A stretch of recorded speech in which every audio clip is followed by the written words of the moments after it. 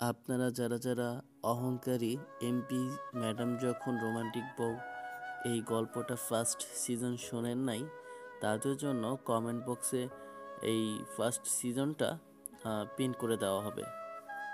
চোখগুলো বন্ধ হয়ে গেল। জানি না এখন বাঁচতে পারবো কি না। আর শুনেছি শহরের কেউ কাউকে সাহায্য করে না। চোখগুলো একেবারেই বন্ধ হয়ে গেল, আর বাঁচতে পারবো না আমি। তবে যখন আমার জ্ঞান ফিরল তখন আমি নিজেকে অপারেশন থিয়েটারে আবিষ্কার করলাম।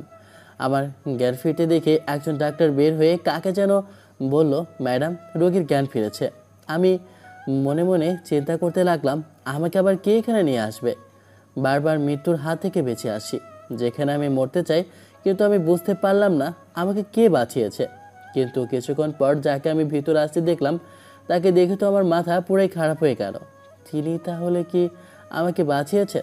মৃত্যু ম্যাডাম একটু দূর থেকে আমার দিকে তাকিয়ে একটা হাসি দিল। সত্যি এতদিন পর মৃত্যু ম্যাডামকে দেখে একটু ভালো লাগছে। তবে তিনি অনেকটাই পরিবর্তন হয়ে গেছে। আগের চেয়ে একটু মোটা ও সুন্দর হয়েছে।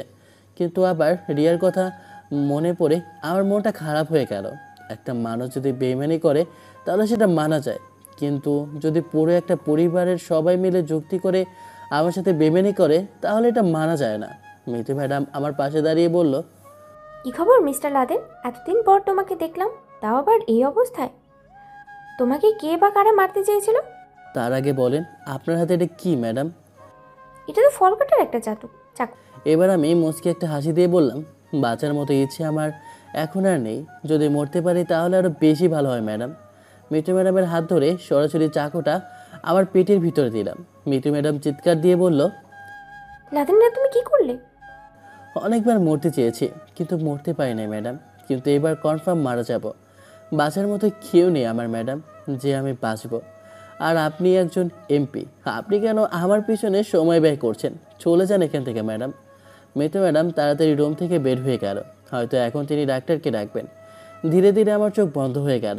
তবে এবার আমি মারা যাব। বেঁচে যাওয়ার মতো কোনো চান্স নেই। এই জন্য আমি অনেক খুশি। বেঁচে থেকে কষ্ট সহ্য করার চেয়ে মারা যাওয়াটাই অনেক ভালো। চোখগুলো আর খুলে রাখতে পারছি না। চোখ বন্ধ হবার আগে একটা হাসি দিয়ে বললাম, বেঁচে থাকুক রিয়ার মতো কিছু বেইমান মেয়ে, আর আমাদের মতো কিছু অসহায় ছেলের বুকে আগুন চলুক। এই পর্যন্ত বলে একটা মুচকি হাসি দিয়ে চোখ বন্ধ করে নিলাম। আর কিছু বলতে পারি নাই। যখন আমার চোখ খোলার মতো শক্তি এলো তখন তাকিয়ে দেখি আমার পাশে একজন নার্স বসে আছেন, আর আমি কোনো একটা বাসার ভিতরে আছি। তবে যেখানে আছি না তবে যেখানে আছি না সেখানে আমার হাত পা বাঁধা রাখা হয়েছে। বুঝলাম না এখন আবার আমি বেঁচে গেলাম কিভাবে। আমি নার্সের দিকে তাকিয়ে হালকা রাগ দেখে বললাম, আমি এখন কোথায়? নার্স আমার দিকে তাকিয়ে বলল, আপনার তো ভাগ্য ভালো যে আপনাকে এমপি বাঁচিয়েছেন। যদি আমাদের মৃত্যু ম্যাডাম না থাকতো তাহলে আপনি বারবার মৃত্যুর হাত থেকে বেঁচে ফিরতে পারতেন না। এখন চুপচাপ শুয়ে থাকেন, উনি এসে আপনার সাথে কথা বলবেন। আমার হাত পা বেঁধে রাখা হয়েছে কেন? এটা আমি কি বলবো, মৃত্যু ম্যাডাম আসলে জিজ্ঞেস করবেন। আর আমি এখন গেলাম, রাতে আবার এসে আপনাকে দেখে যাব। কিন্তু যাওয়ার আগে আমার হাত পায়ের। সরি স্যার, আমি এটা করতে পারবো না, মৃত্যু ম্যাডাম নিষেধ করেছেন। এই কথা বলে নার্স মেয়েটা চলে গেল। থুর বাবা, এ আবার কোন বিপদে পড়লাম। এখন খুব রাগ হচ্ছে আমার মৃত্যু ম্যাডামের ওপর। এতদিন উনি চোখের আড়ালে ছিল, কিন্তু হঠাৎ করে আবার কেন এলো? আমি মারা গেলে খুব ভালো হতো। কেন উনি আমাকে বাঁচিয়েছেন? হঠাৎ দেখি একটা ছেলেকে রুম পরিষ্কার করতে। ছেলেটাকে দেখে ডাক দিলাম, এই ছেলে এখানে আসো তো। ছেলেটা আমার বিছানার পাশে দাঁড়িয়ে বলল, স্যার বলেন। এটা কার বাসা বলতে পারো? বলতে পারবো না কেন, এটা তো মৃত্যু ম্যাডামের বাসা। কেন, আপনি কি তাকে চিনেন না? তিনি তো এখানকার। থাক, আর তোমাকে বলতে হবে না, আমি ওনাকে চিনি। এক কাজ করো, আমার হাত আর পায়ের বাঁধনগুলো একটু খুলে দিতে পারবে? স্যার, আপনি কি চান আমাকে চাকরি থেকে বরখাস্ত করতে? যদি এমন করি তাহলে মৃত্যু ম্যাডাম আমাকে সাথে সাথে বের করে দিবে। কি চাকরি করো তুমি এখানে? জি স্যার, আমি এখানকার চাকর। ছেলেটার মুখ থেকে চাকর শব্দটা শুনে আমার মনটা খারাপ হয়ে গেল। যেই রিয়াকে পড়ানোর জন্য আমি সব কিছু করেছি, আর সেই রিয়া আমাকে চাকর বলে। আরে দুনিয়ার মানুষ। এবার আমি ছেলেটাকে বললাম, মিঠু ম্যাডাম এখন কোথায় আছে?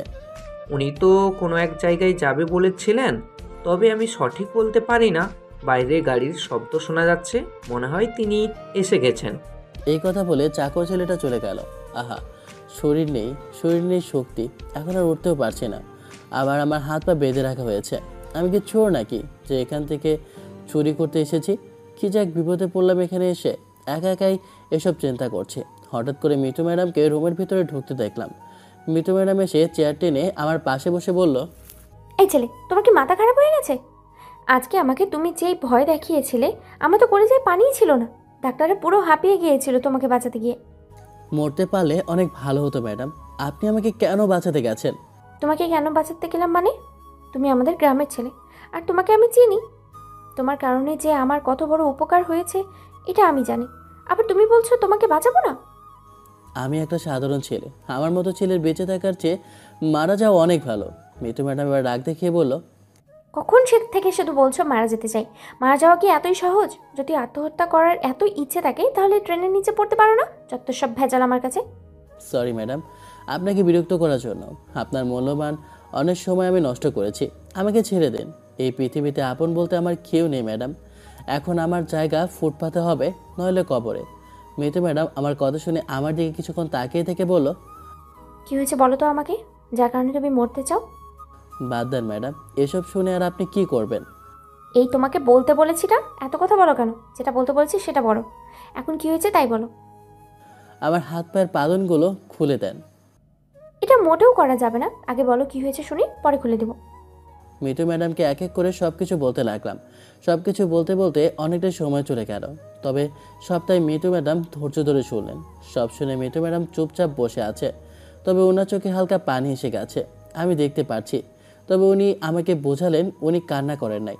উনি আড়ালে চোখের পানি মুছে আমার হাত পায়ের বাঁধনগুলো খুলে দিয়ে বলল, এই জন্য বারবার মরতে চাও? আমি চোখের পানি মুছে বললাম, এছাড়া আমার আর কি করার আছে ম্যাডাম, কার আশে বেঁচে থাকবো? এখানে আমার বাসায় থাকো। আমি অনেককেই চাকরি দিয়েছি গ্রাম থেকে এনে, তুমিও আমার বাসায় কোনো একটা চাকরি করবে।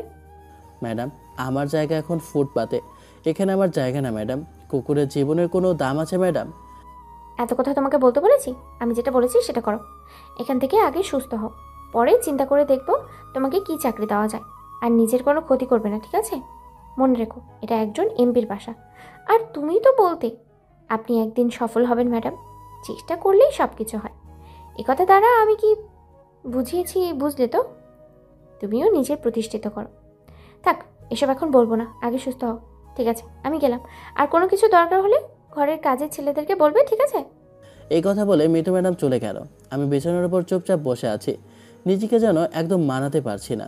কাজের ছেলেটাকে ডাক দিতে আমার কাছে এসে বলল, জি স্যার, বলেন আপনি।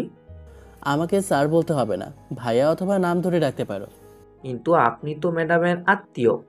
কে বলেছে আমি ম্যাডামের আত্মীয়? আমি তো ওনার প্রতিবেশী, এজন্য উনি আমাকে বাঁচিয়ে এইখানে নিয়ে এসেছে।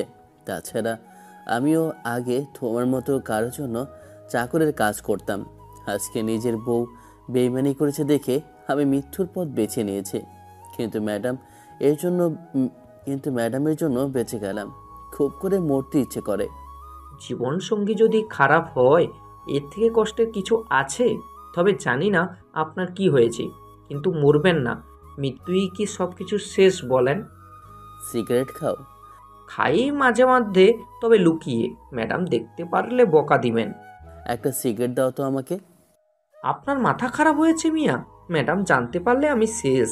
আর তাছাড়া আপনি অসুস্থ, এই অবস্থায় এসব খাওয়া যাবে না। এখন যদি সিগারেট না খাই তাহলে পরে উল্টাপাল্টা কিছু করে ফেলবো। কোনো একটা খেয়ে কষ্টকে আটকে রাখতে হবে। প্লিজ একটা সিগারেট দাও, নাহলে আরও আমার অবস্থা খুব খারাপ হয়ে যাবে। ঠিক আছে, এই নেন। তবে ম্যাডামকে কিন্তু কিছু বলতে পারবেন না। আচ্ছা ঠিক আছে। আমি সিগারেট জ্বালিয়ে খেতে লাগলাম। আগে কখনো এইসব খাওয়া হয় নাই তো, এর জন্য একটু কাছে লাগলাম। ছেলেটা আমার অবস্থা দেখে বলল, কেন নিজেকে এভাবে কষ্ট দিচ্ছেন? যাকে মন প্রাণ দিয়ে ভালোবাসি সে নিজেকে প্রতিষ্ঠিত করে অন্য কারো হয়ে চলে গেছে। অনেকবার মরতে চেয়েছিলাম, কিন্তু মৃত্যু আমার কাছে হার মেনে গেল। বারবার মরতে গিয়েও পারিনি। এখন এসব খাওয়া ছাড়া আমার আর কোনো উপায় নেই। যদি কষ্টগুলো কিছুটা কমে। আপনাকে দেখে আমার খুব খারাপ লাগছে। তোমার নাম কি? জি ভাইয়া, সুমন। ভাইয়া বলতে হবে না, তুমি বলতে পারো আমার নাম লাদেন। আচ্ছা, তাহলে আপনি থাকেন, আমার আবার অনেক কাজ করতে হবে। আপনার সাথে কথা বলে অনেক সময় কাটিয়ে দিয়েছি। এই কথা বলে সুমন চলে গেল। আমি একা একা রুমে বসে আছি। হায় রে, 2 টাকার জীবন। এই জীবনের জন্য মানুষ কত কিছু করে। রাতে নার্সের সাথে একজন ডাক্তার আসলো। ডাক্তার আমাকে পরীক্ষা করে কিছু ওষুধ দিয়ে বলল এগুলো যেন নিয়মিত খাই, তাহলে নাকি সুস্থ হয়ে যাব। ডাক্তার চলে যাওয়ার পর মিতু ম্যাডাম আমাকে বলল, আমি কয়েকদিনের জন্য একটু গ্রামে যাব। গ্রামে কিছু কাজ আছে, আর কয়েকদিন থেকে বাবা মাকেও এখানে নিয়ে আসবো। আর যদি তোমার কিছু প্রয়োজন হয় কাজের ছেলেকে বলবে। আর বাসা থেকে বেশি বের হওয়ার দরকার নেই। এখন মনে করো তুমি এই বাসার মালিক, ঠিক আছে? একজন ম্যানেজার থাকবে তোমাকে বা সব কিছু দেখে শোনা রাখার জন্য। আর আমি এসে যেন তোমাকে সুস্থ অবস্থায় দেখতে পাই, ঠিক আছে? মিতু ম্যাডাম আরও অনেক কিছু বুঝিয়ে চলে গেলেন। মনে মনে বললাম, যাক, এবার একটু স্বাধীনতা পাবো। মিতু ম্যাডাম আজকে চলে গেল 2 দিন হলো। সকালে কাজের ছেলের সাথে ছাদে বসে আড্ডা দিচ্ছি। সুমনকে এক প্রকার জোর করেই এসব বাংলা পানি আনালাম। যখন ম্যাডামের বাসায় ছিলাম তখন দেখতাম ম্যাডামের মন খারাপ থাকলে এইসব খেতে। আর আজকে আমি শেষ পর্যন্ত এই পথ খুঁজে বের করলাম। দেখতে দেখতে 8-10 দিন চলে গেল। এখন আর কোথাও বের হয় না। এসব নেশা জাতীয় জিনিস খেয়ে ছাদের এক কোণায় পড়ে থাকে। শরীরের অবস্থার কি বলবো, ভাত কি জিনিস এই কয়দিনে ছুঁয়েও দেখি নেই। এসব নেশা করেই দিন পার হয়। সুমন আমাকে অনেক অনুরোধ করে না খেতে, কিছু খাই না। আর দুনিয়ার মায়া ভালোও লাগে না। সারাদিন ছাদের এক কোণায় বসে থাকি। সকালে শুনলাম সুমন বলল আজকে নাকি মিতু ম্যাডাম আসবে। আসবে, আমার কি? আমার এই অবস্থা দেখে তিনি আমাকে বিদায় করে দিবেন আমি শিওর। আর এখানে থাকার ইচ্ছেও আমার নেই। কিছুক্ষণের ভিতরে মিতু ম্যাডাম চলে আসলো। মিতু ম্যাডাম ওপরে এসেই আমার এই অবস্থা দেখে কিছু বললেন না। আমি মিতু ম্যাডামের দিকে তাকিয়ে হাসি দিয়ে একটা বোতল হাতে নিয়ে বললাম, দেখেন ম্যাডাম, বেঁচে থাকার মতো আমি আমার জীবনসঙ্গী খুঁজে পেয়েছি। মিতু ম্যাডাম কিছু বলে নাই, চুপচাপ নিচে চলে গেল। একটু পর সুমন এসে সব কিছু আমার কাছ থেকে জোর করে নিয়ে গেল। আমাকে ধরে রুমে নিয়ে যাওয়া হলো। সকাল থেকে আমাকে কিছুই খেতে দেওয়া হয় নাই। বিকেলে সুমন বলল আমি যেন গোসল করে ফ্রেশ হয়ে মিতু ম্যাডামের সামনে যাই। উনি নাকি বলেছেন আমি আজকে চাইলে যেখানে ইচ্ছা সেখানে চলে যেতে পারবো। সুমনের কথা শুনে আমি কোনো মতে গোসল করে কাপড় পরে বের হলাম। সুমন আমাকে ধরে মিতু ম্যাডামের সামনে নিয়ে গেল। এখানে শুধু মিতু ম্যাডাম বসে আছেন না, একজন মুরব্বীও বসে আছেন, হয়তো ওনার বাবা হবেন। আমি সোফায় বসে আঙ্কেলের দিকে তাকিয়ে বললাম, আপনি মিতু ম্যাডামের বাবা? আঙ্কেল আমার দিকে তাকিয়ে হাসি দিয়ে বলল, কিন্তু তোমার এই অবস্থা কেন? আমি কিছু বলার আগেই মিতু ম্যাডাম বলল, বাবা, তোমাকে আমি এই বিষয়ে সব কিছুই বলেছি, তুমি সব কিছুই জানো। আমি এখন আর কি করব বলো? একটা ছেলে আমার চোখের সামনে নষ্ট হয়ে যাচ্ছে। এটা সেই ছেলে বাবা, যে বলেছিল আমি যেন তোমাকে দেশে নিয়ে এসে নির্বাচন করি। ওর কথা শুনে তোমাকে দেশে না আনলে আজকে আমি এই পর্যন্ত আসতেই পারতাম না। আজকে আমি এই পর্যায়ে আসার পিছনে ওর একটা বড় হাত আছে। কিন্তু আজকে ওর বিপদের সময় আমি পাশে থাকতে পারবো না বাবা। আমি এখন কি করব তুমি বলো? একটা মেয়ের জন্য জীবনটা এভাবে নষ্ট করে দিবে? তুমি এটা জানো না একটা ছেলে 4টা বিয়ে করতে পারে? আমাদের দেশের ভিতরে এতই মেয়ের সংখ্যা যে একটা ছেলে যদি 4টা করে বিয়ে করে তাও কিছু সংখ্যক মেয়ে থেকে যাবে। এখন তুমি চিন্তা করো, একটা মেয়ের জন্য তুমি তোমার জীবনটাকে নষ্ট করছো কেন? আমি চুপচাপ বসে আছি, কোনো কথা বলছি না। আমি এখানে আর কি বলবো এটাই বুঝতে পারছি না। আঙ্কেল আবার বলতে শুরু করলো, নিজেকে প্রতিষ্ঠিত করো। আমি তোমার জন্য ভালো একটা কিছু নিয়ে আসছি। আমার মেয়ে এমপি হওয়ার পিছনে তোমার বড় একটা অবদান আছে। আর তুমিও দেখিয়ে দাও তুমি নিজে কিছু করতে পারো। তোমার বেস্ট ফ্রেন্ড, তোমার বউ, সবাই তোমাকে ধোঁকা দিয়েছে। ওদের দেখিয়ে দিতে হবে না তুমি কে। আমি চাই এখন আর এসব নেশা বা অন্য কিছু করবে না। এখন নিয়মিত জিমে যাবে। আর আমার মেয়ে কাজের জন্য 1 মাস দেশের বাইরে যাবে। তবে চিন্তা করো না, আমি এখানে আছি। আর আমার মেয়ে দেশ থেকে ফিরে আসলেই তুমি ওর একমাত্র বডিগার্ড হয়ে কাজ করবে। আমি চাই আমার মেয়েকে তুমি এখন থেকে প্রতিটা মিনিটে সাহায্য করবে, সব সময় ওর সাথেই থাকবে। টাকা পয়সার বিষয় চিন্তা করো না, আমি আছি, আমি দেখে নিব। তোমার বউকে আর তোমার বেস্ট ফ্রেন্ডকে কিভাবে সঠিক করতে হয় এটা আমি জানি। আমি কথা দিচ্ছি, এমন এক সময় আসবে যখন ওরা তোমার কাছে কিছু একটা চাইতে আসবে। এখন তোমার কাছে রাস্তা দুইটা, একটা হলো আমার দেখানো পথ, অন্যটা হলো দরজা দিয়ে বের হয়ে কুকুরের মতো জীবনযাপন করা। এখন তুমি কোনটা চাও? তোমার ইচ্ছে। সব সময় একটা কথা মনে রাখবে, টাকা থাকলে সবাই দাম দেবে, নইলে না। এখনো অনেক সময় আছে, নিজেকে গুছিয়ে নাও। আমি উপরে গেলাম, বাকিটা তোমার ইচ্ছে। এই কথা বলে আঙ্কেল ওপরে চলে গেল। নিতু ম্যাডাম বসে বসে কিসের একটা ফাইল যেন দেখছেন। আমি উঠে ওনার সামনে দাঁড়িয়ে বললাম, জানি না আমার এখন কি করা উচিত ম্যাডাম, তবে আপনাকে অনেক অনেক ধন্যবাদ আমাকে বাজে রাস্তা থেকে ফিরিয়ে আনার জন্য। এখন আমি আঙ্কেলের কথা মানব। আমি এখন আবার নতুন করে নিজেকে তৈরি করব। তবে আবার যদি রিয়ার মধ্যে কেউ আমাকে এমন পরিস্থিতিতে ফেলে, তাহলে হয়তো আর বাঁচার মতো আশা থাকবে না। মিতু ম্যাডাম আমার দিকে তাকিয়ে বলল, নিজের মতো এখন নিজে চলবে, কারো কোনো কথা মানবে না। আর আমার সাথে কাজ করার মতো অনেকেই বাসার বাইরে দাঁড়িয়ে আছে, এই জন্য ভাবলাম তোমাকে একটা সুযোগ দিই। পারবে তো তুমি? জি ম্যাডাম, আমি অবশ্যই অবশ্যই পারবো। আমি রাতের দিকে দেশ ছাড়বো, ফিরে এসে যেন আমি নতুন কাউকে তোমার মাঝে দেখতে পাই। মনে রাখবে? আর বাবার কাজে একটু সাহায্য করবে। মনে থাকবে তো কি বললাম? জি ম্যাডাম, অবশ্যই অবশ্যই মনে থাকবে। আপনি একটু বসেন, আমি আসি। আমি হেঁটে হেঁটে কিচেন রুমে চলে গেলাম। সুমন আমাকে দেখে শুধু একটা হাসি দিল। আমি নিজ হাতে কফি বানিয়ে মিতু ম্যাডামের হাতে দিয়ে বললাম, আমি অবশ্যই নিজেকে পরিবর্তন করতে পারবো ম্যাডাম। আমি সবসময় আপনার সাথে আছি। ধন্যবাদ ম্যাডাম সাহায্য করার জন্য।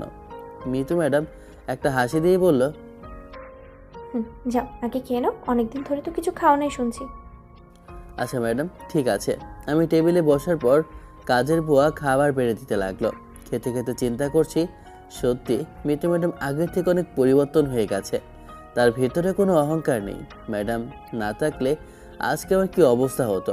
তাতে খাবার টেবিলে আঙ্কেল আমাকে দেখে একটা হাসি দিয়ে বলল, আমি জানতাম তুমি পারবে, কারণ ছেলে মানুষের অনেক কিছু সহ্য করতে হয়। Best of luck. খাবার শেষ করে রুমে চলে গেলাম। বিছানায় শুয়ে ঘুমাতে চেষ্টা করলাম, কিন্তু কোনোভাবে ঘুম আসে না, শুধু মাথা ঘুরছে। ওই যে সারাদিন উল্টাপাল্টা কিছু খেতাম, এই জন্য এখন মাথা আউট হয়ে গেছে। এখন বাজে রাত 12টার মতো, কিন্তু আমার চোখে কোনো ঘুম নেই। মাথাটা যেন একদম ধরে গেছে। কি করব না করব কিছু বুঝতে পারছি না। রুমের দরজা খুলে ছাদে চলে গেলাম। ছাদের এক কোণা থেকে অন্য কোণায় হাঁটাহাঁটি করছি। কি করব কিছু বুঝতে পারছি না। হঠাৎ করে কেচানি বলল, কি ব্যাপার লাউদ্দিন, এত রাতে তুমি এখানে কি করো? আমি দূর থেকে কণ্ঠস্বর শুনেই বুঝে গেছি এটা মিতু ম্যাডাম। মিতু ম্যাডামকে দেখে আমি বললাম, আপনি এখানে কি করেন ম্যাডাম? বাসা থেকে বের হবো বলে রেডি হচ্ছিলাম, কিন্তু হঠাৎ করেই মনে হলো ছাদে কেউ একজন আছে, এই জন্য দেখতে এলাম। এসে দেখি তুমি।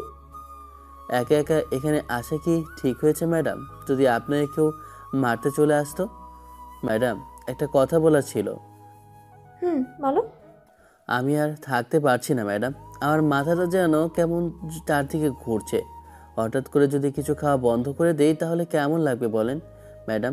আমি সব কিছু ছেড়ে দেব, শুধু কি সিগারেট খেতে পারবো? প্লিজ ম্যাডাম, আপনি না করবেন না।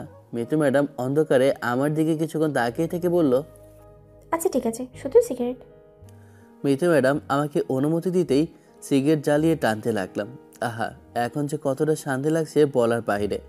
এতক্ষণ মনে হচ্ছিল আমার ভেতরে যেন কিছু একটা আটকে আছে, তবে এখন ভালো লাগছে। কিছু বলতে হবে না ম্যাডাম আপনাকে। আপনি এসে আমাকে শুধু একবার দেখবেন, এরপর যদি ক্রাশ না খান তখন বলেন। মিতু ম্যাডাম আমার কথা শুনে হাসি দিয়ে বলল, তাই নাকি? আচ্ছা ঠিক আছে, দেখা যাবে। এই কথা বলে মিতু ম্যাডাম চলে গেলেন। আমি ছাদ থেকে নিচে তাকিয়ে দেখছি যে মিতু ম্যাডাম বাসা থেকে বের হয়ে চলে যাচ্ছে। তবে আর যাই হোক, আমি আগে মিতু ম্যাডামকে এতটাও ভালো মনে করতাম না। ওনার ব্যবহার এতটাও ভালো ছিল না, কেমন যেন অহংকারী ছিলেন তিনি। আর এখন এমপি হয়ে তিনি আগের থেকে অনেকটাই পরিবর্তন হয়ে গেছেন। মিতু ম্যাডাম যদি বিয়ে না করে তিনি সিঙ্গেল থাকতে পারে, তাহলে আমি পারবো না কেন? এখন থেকে নিজেকে শক্ত করতে হবে, যাতে আবার নতুন কারো মায়ায় না পড়ি। যাক, এসব এখন চিন্তা করে লাভ নেই। অনেক রাত হয়ে গেছে, এখন আর রুমে গেলে ঘুম আসবে না, এখানেই ঘুমিয়ে যাই। ছাদে আবার আবহাওয়া ভালো, এখানে ছাদের এক কোণায় পড়ে ঘুমিয়ে গেলাম। হঠাৎ করে কারো ডাকে আমার ঘুম ভাঙলো। ঘুম ঘুম চোখে তাকিয়ে দেখি সামনে মিতুর বাবা দাঁড়িয়ে আছে। তবে এখনও সকাল হয় নাই, চারদিকে কেমন যেন অন্ধকার হয়ে আছে। আমাকে দেখে আঙ্কেল বলল, কি ব্যাপার লাদেন, রাতে তো আবার। ছি ছি আঙ্কেল, এখন এসব আর বলবেন না। আমি রাতে এসব কিছু খাই নাই, শুধু একটা সিগারেট খেয়েছিলাম, তাও আবার মিট্টু ম্যাডামের অনুমতি নিয়ে। আর এখানে আবহাওয়া ভালো ছিল বলে এখানে শুয়ে গেছে। আমার কথা শুনে আঙ্কেল হাসি দিয়ে বলল, আচ্ছা বুঝলাম, এখন আমার সাথে চল, আমি কি বলছিলাম মনে আছে তো? জি আঙ্কেল, আমার সব কিছু মনে আছে, কিন্তু আপনিও যাবেন নাকি আমার সাথে? শরীর ভালো রাখতে হলে অবশ্যই অবশ্যই জিম করতে হবে। চল, যেতে যেতে তোমাকে কিছু কথা বলি। লাদেন, তোমার কাছে এখন এই 1 মাস সময় আছে। এই 1 মাসে যেন তুমি সব কিছু করতে পারো। আমার মতে সব কিছু মিলিয়ে তোমার 3 মাস সময় লাগতো, কিন্তু 1 মাসকে তুমি 3 মাসের মধ্যে নিয়ে আসবে। দরকার হলে সারাদিন পরিশ্রম করবে। আর আমার চেনা জানা একটা ট্রেনিং সেন্টার আছে, যেখানে তোমাকে সব কিছু শেখানো হবে। আমি আর কিচ্ছু বলবো না, আশা করি তুমি দেখলেই বুঝতে পারবে। ঠিক আছে? আঙ্কেল আর কিছু বললেন না, চুপচাপ সামনে হাঁটতে লাগলো। আজকে মিটু ম্যাডাম দেশে নাই 29 দিন হলো। আর এই কয়েকদিনে আমি এতটা পরিশ্রম করেছি যে বলার বাইরে। এমন দিনও ছিল যে সারাদিন আমি জিমে আর ট্রেনিং সেন্টারে সময় পার করে দিয়েছি, বাসায় বেশি আসিনি। আঙ্কেল আজকে আমাকে বলল, কালকে সকালে নাকি মিটু ম্যাডাম বাসায় আসবেন। আগে থেকেই আঙ্কেল আমাকে শর্ট রেঞ্জের একটা পিস্তল লাইসেন্স করে দিয়েছে। এখন তো আমি ম্যাডামের একমাত্র বডিগার্ড। ভাবতেই কেমন যেন ভালো লাগছে। বাসার ভিতরে বসে আছি, হঠাৎ করে কোথা থেকে আঙ্কেল এসে বলল, কি ব্যাপার লাদেন, আজকে জিমে যাওনি? আমি আঙ্কেলের কথা শুনে শুধু একটা হাসি দিলাম। সুমনকে ডেকে এনে আঙ্কেল আর সামনের কাছে 2টা লাঠি দিলাম। আমি আমার শরীর থেকে গেঞ্জি খুলে বললাম, এখন আমাকে আপনারা মারতে পারেন। যদি আমার শরীরে আঘাত করে কেউ একটু সামান্য পরিমাণের ব্যথা দিতে পারে, আমি তার কাছে হার মেনে নিব। আঙ্কেল আমার দিকে বড় বড় চোখে তাকিয়ে বলল, সত্যি নাকি? আমি শরীর শক্ত করে দাঁড়িয়ে বললাম, যদি বিশ্বাস না হয় চেষ্টা করতে পারেন। আমার কথা মতো সুমন আর আঙ্কেল আমার শরীরে আঘাত করতে লাগলো, কিন্তু আমার কাছে মনে হচ্ছে যেন কেউ আমার শরীর মালিশ করে দিচ্ছে।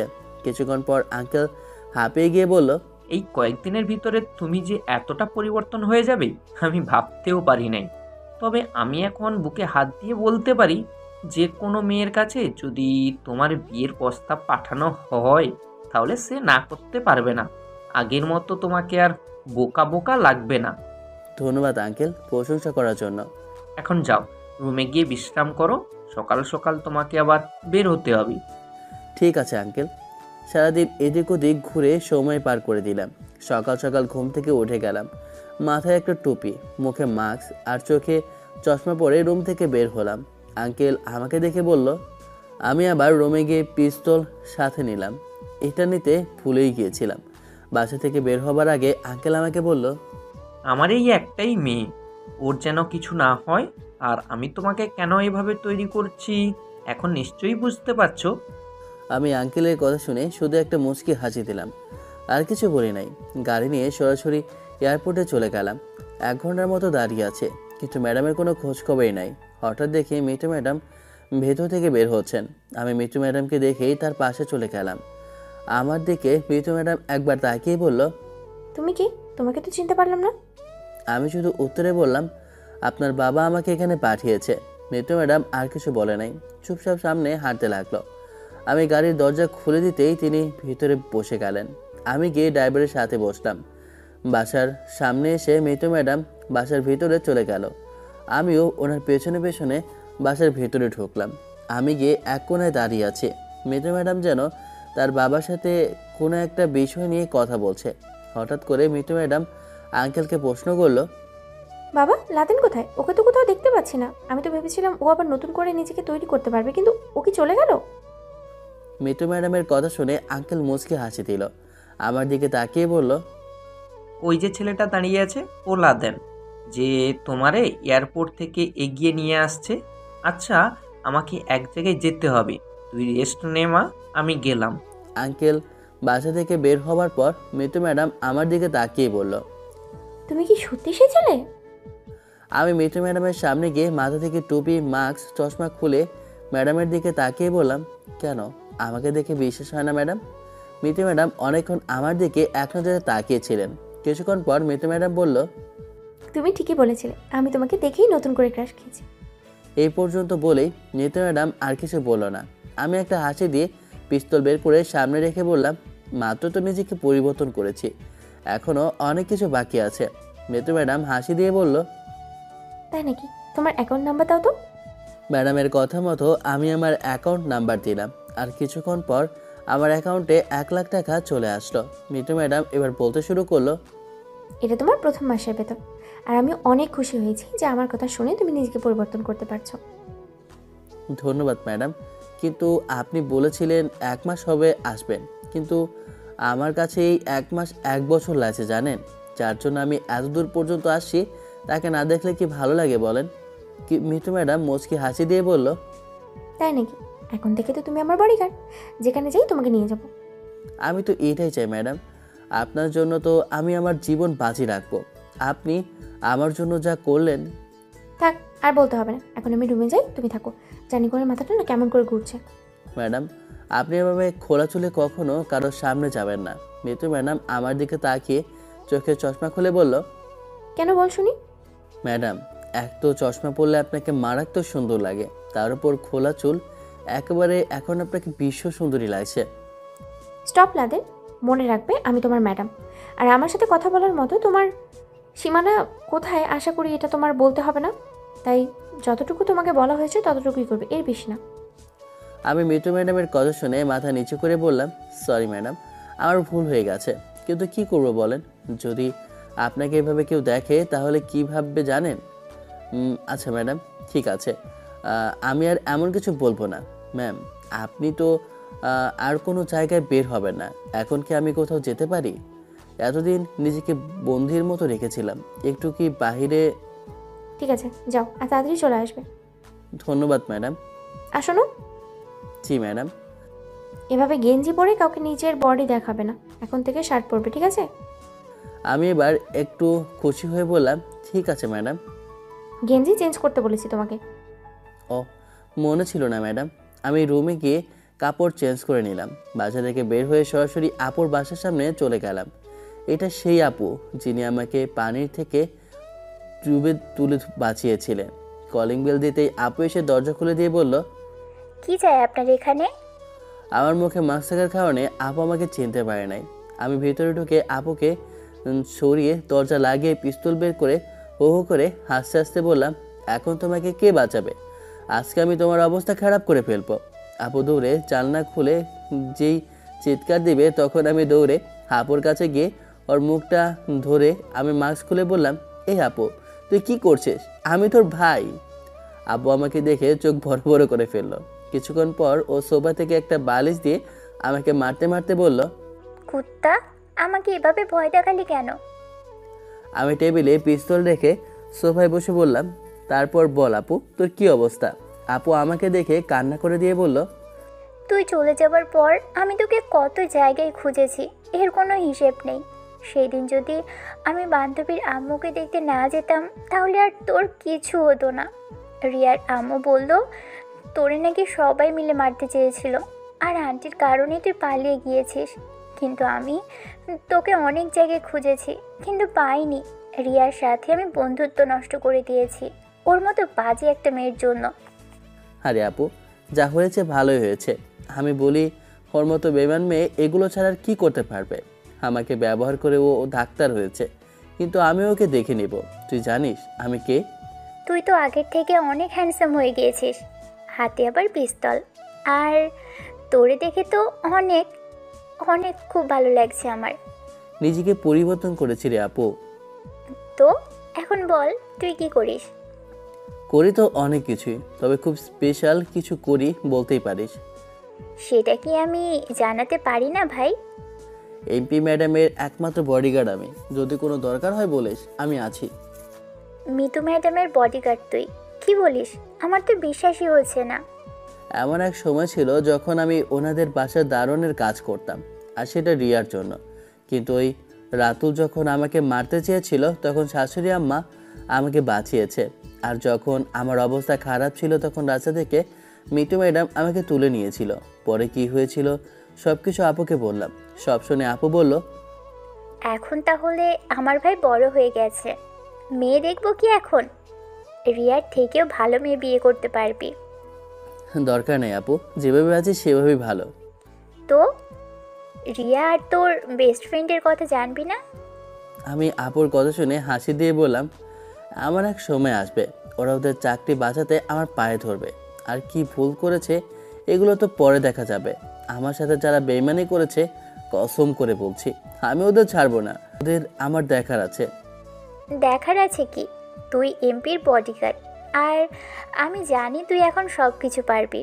আর একটা কথা, বল। রাতুল রিয়াকে বিয়ে করেনি, ওরা এতদিন এভাবেই ছিল। তবে ওরা বিয়ে না করে এতদিন কিভাবে একসাথে ছিল? আমার সামনে এসব বলিস না, আমি এসব শুনতে চাই না। আপু আমার হাত ধরে বলল, চল। আমার সাথে তোরে কিছু দেখিয়ে আনি। চল দেখি তুই কি দেখাস। আপু আমাকে নিয়ে একটা হাসপাতালের সামনে চলে গেল। আপু বলল, এখানে আমি থাকি, যদি কোনো দিনও অসুস্থ বা তোর এই আবুকে দেখার মতো ইচ্ছে করে চলে আসবি। আর ওই যে তোর রিয়া ম্যাডাম বসে বসে ঘুমোচ্ছেন, চল তাহলে একটু দেখা করে আসি। ও এই শহরের বড় ডক্টর, তুই ওর সাথে দেখা করতে পারবি বলে মনে হয়। আমি হাসি দিয়ে বললাম, চল না দেখি দেখা করতে পারি কি না। এটা আমার উপর ছেড়ে দে। রিয়ার কেবিনের সামনে যাওয়ার পর একটা ছেলে আমাকে আটকে বলল, কি চাই এখানে? ভেতরে ম্যাডাম বসে আরাম করছেন, আর আপনার কি ভিতরে যাওয়ার অনুমতি আছে? আমি হাসি দিয়ে বললাম, আমার অনুমতি লাগে না, আমার কাছ থেকে মানুষ অনুমতি নেয়। আর তুই কি চাস, তোর চাকরি হারাতে? এই কথা বলে আমি আইডি কার্ডটা ছেলেটার হাতে দিলাম। ছেলেটা আমাকে দেখে সালাম দিয়ে বলল, স্যার সরি, আমার ভুল হয়ে গেছে। হঠাৎ করে পিস্তল দেখে নিতু ম্যাডামের বাবা এসে বলল, আরে লাদেন, তুমি এখানে? আরে আঙ্কেল আপনি? আমি থেকে না আসি আমার এক্স বউকে দেখার জন্য। ওর নাকি অনেক ডালপালা হয়েছে, ভাবলাম গাছের ডালপালা কিছু ছাঁটাই করি। আমার কথা শুনে আঙ্কেল হাসি দিয়ে বলল, এত তাড়াতাড়ি এত কিছু করার দরকার নেই, একটু শান্ত থাক। আপনি কেন এখানে আঙ্কেল? পাশ দিয়ে যাচ্ছিলাম, তোমাকে দেখে এগিয়ে আসলাম। এই মেয়েটাকে? আমার বড় বোন আঙ্কেল। ও আচ্ছা, এখন কি চলে যাবে? আসি যেহেতু একটু দেখা করি, চলেন ভেতরে। এত মানুষ গেলে সন্দেহ করবে। তুমি আর তোমার বোন ভিতরে যাও, আমি এখানে আছি। যদি এখন কোনো কিছু বলে পায়ে গুলি করে পঙ্গু করে দিবে, বাকিটা আমি দেখব। আছে, সমস্যা নেই আঙ্কেল। আমি আর আপু ভেতরে ঢুকতে লাগলাম।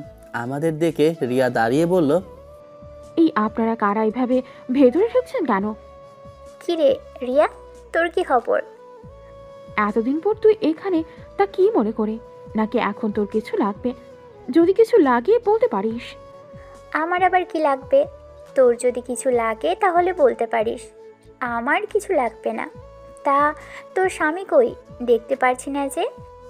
আপু এই কথাটা বলতে না বলতেই রাতুল ভেতরে ঢুকে বলল, রিয়া চলো, আজকে আর ডিউটি করতে হবে না, আজকে সবাই মিলে কোথাও ঘুরতে যাব। 1 মিনিট, আমি ওদের বিদায় করে আসছি। এই ছেলেকে, ওকে তো আগে কখনো।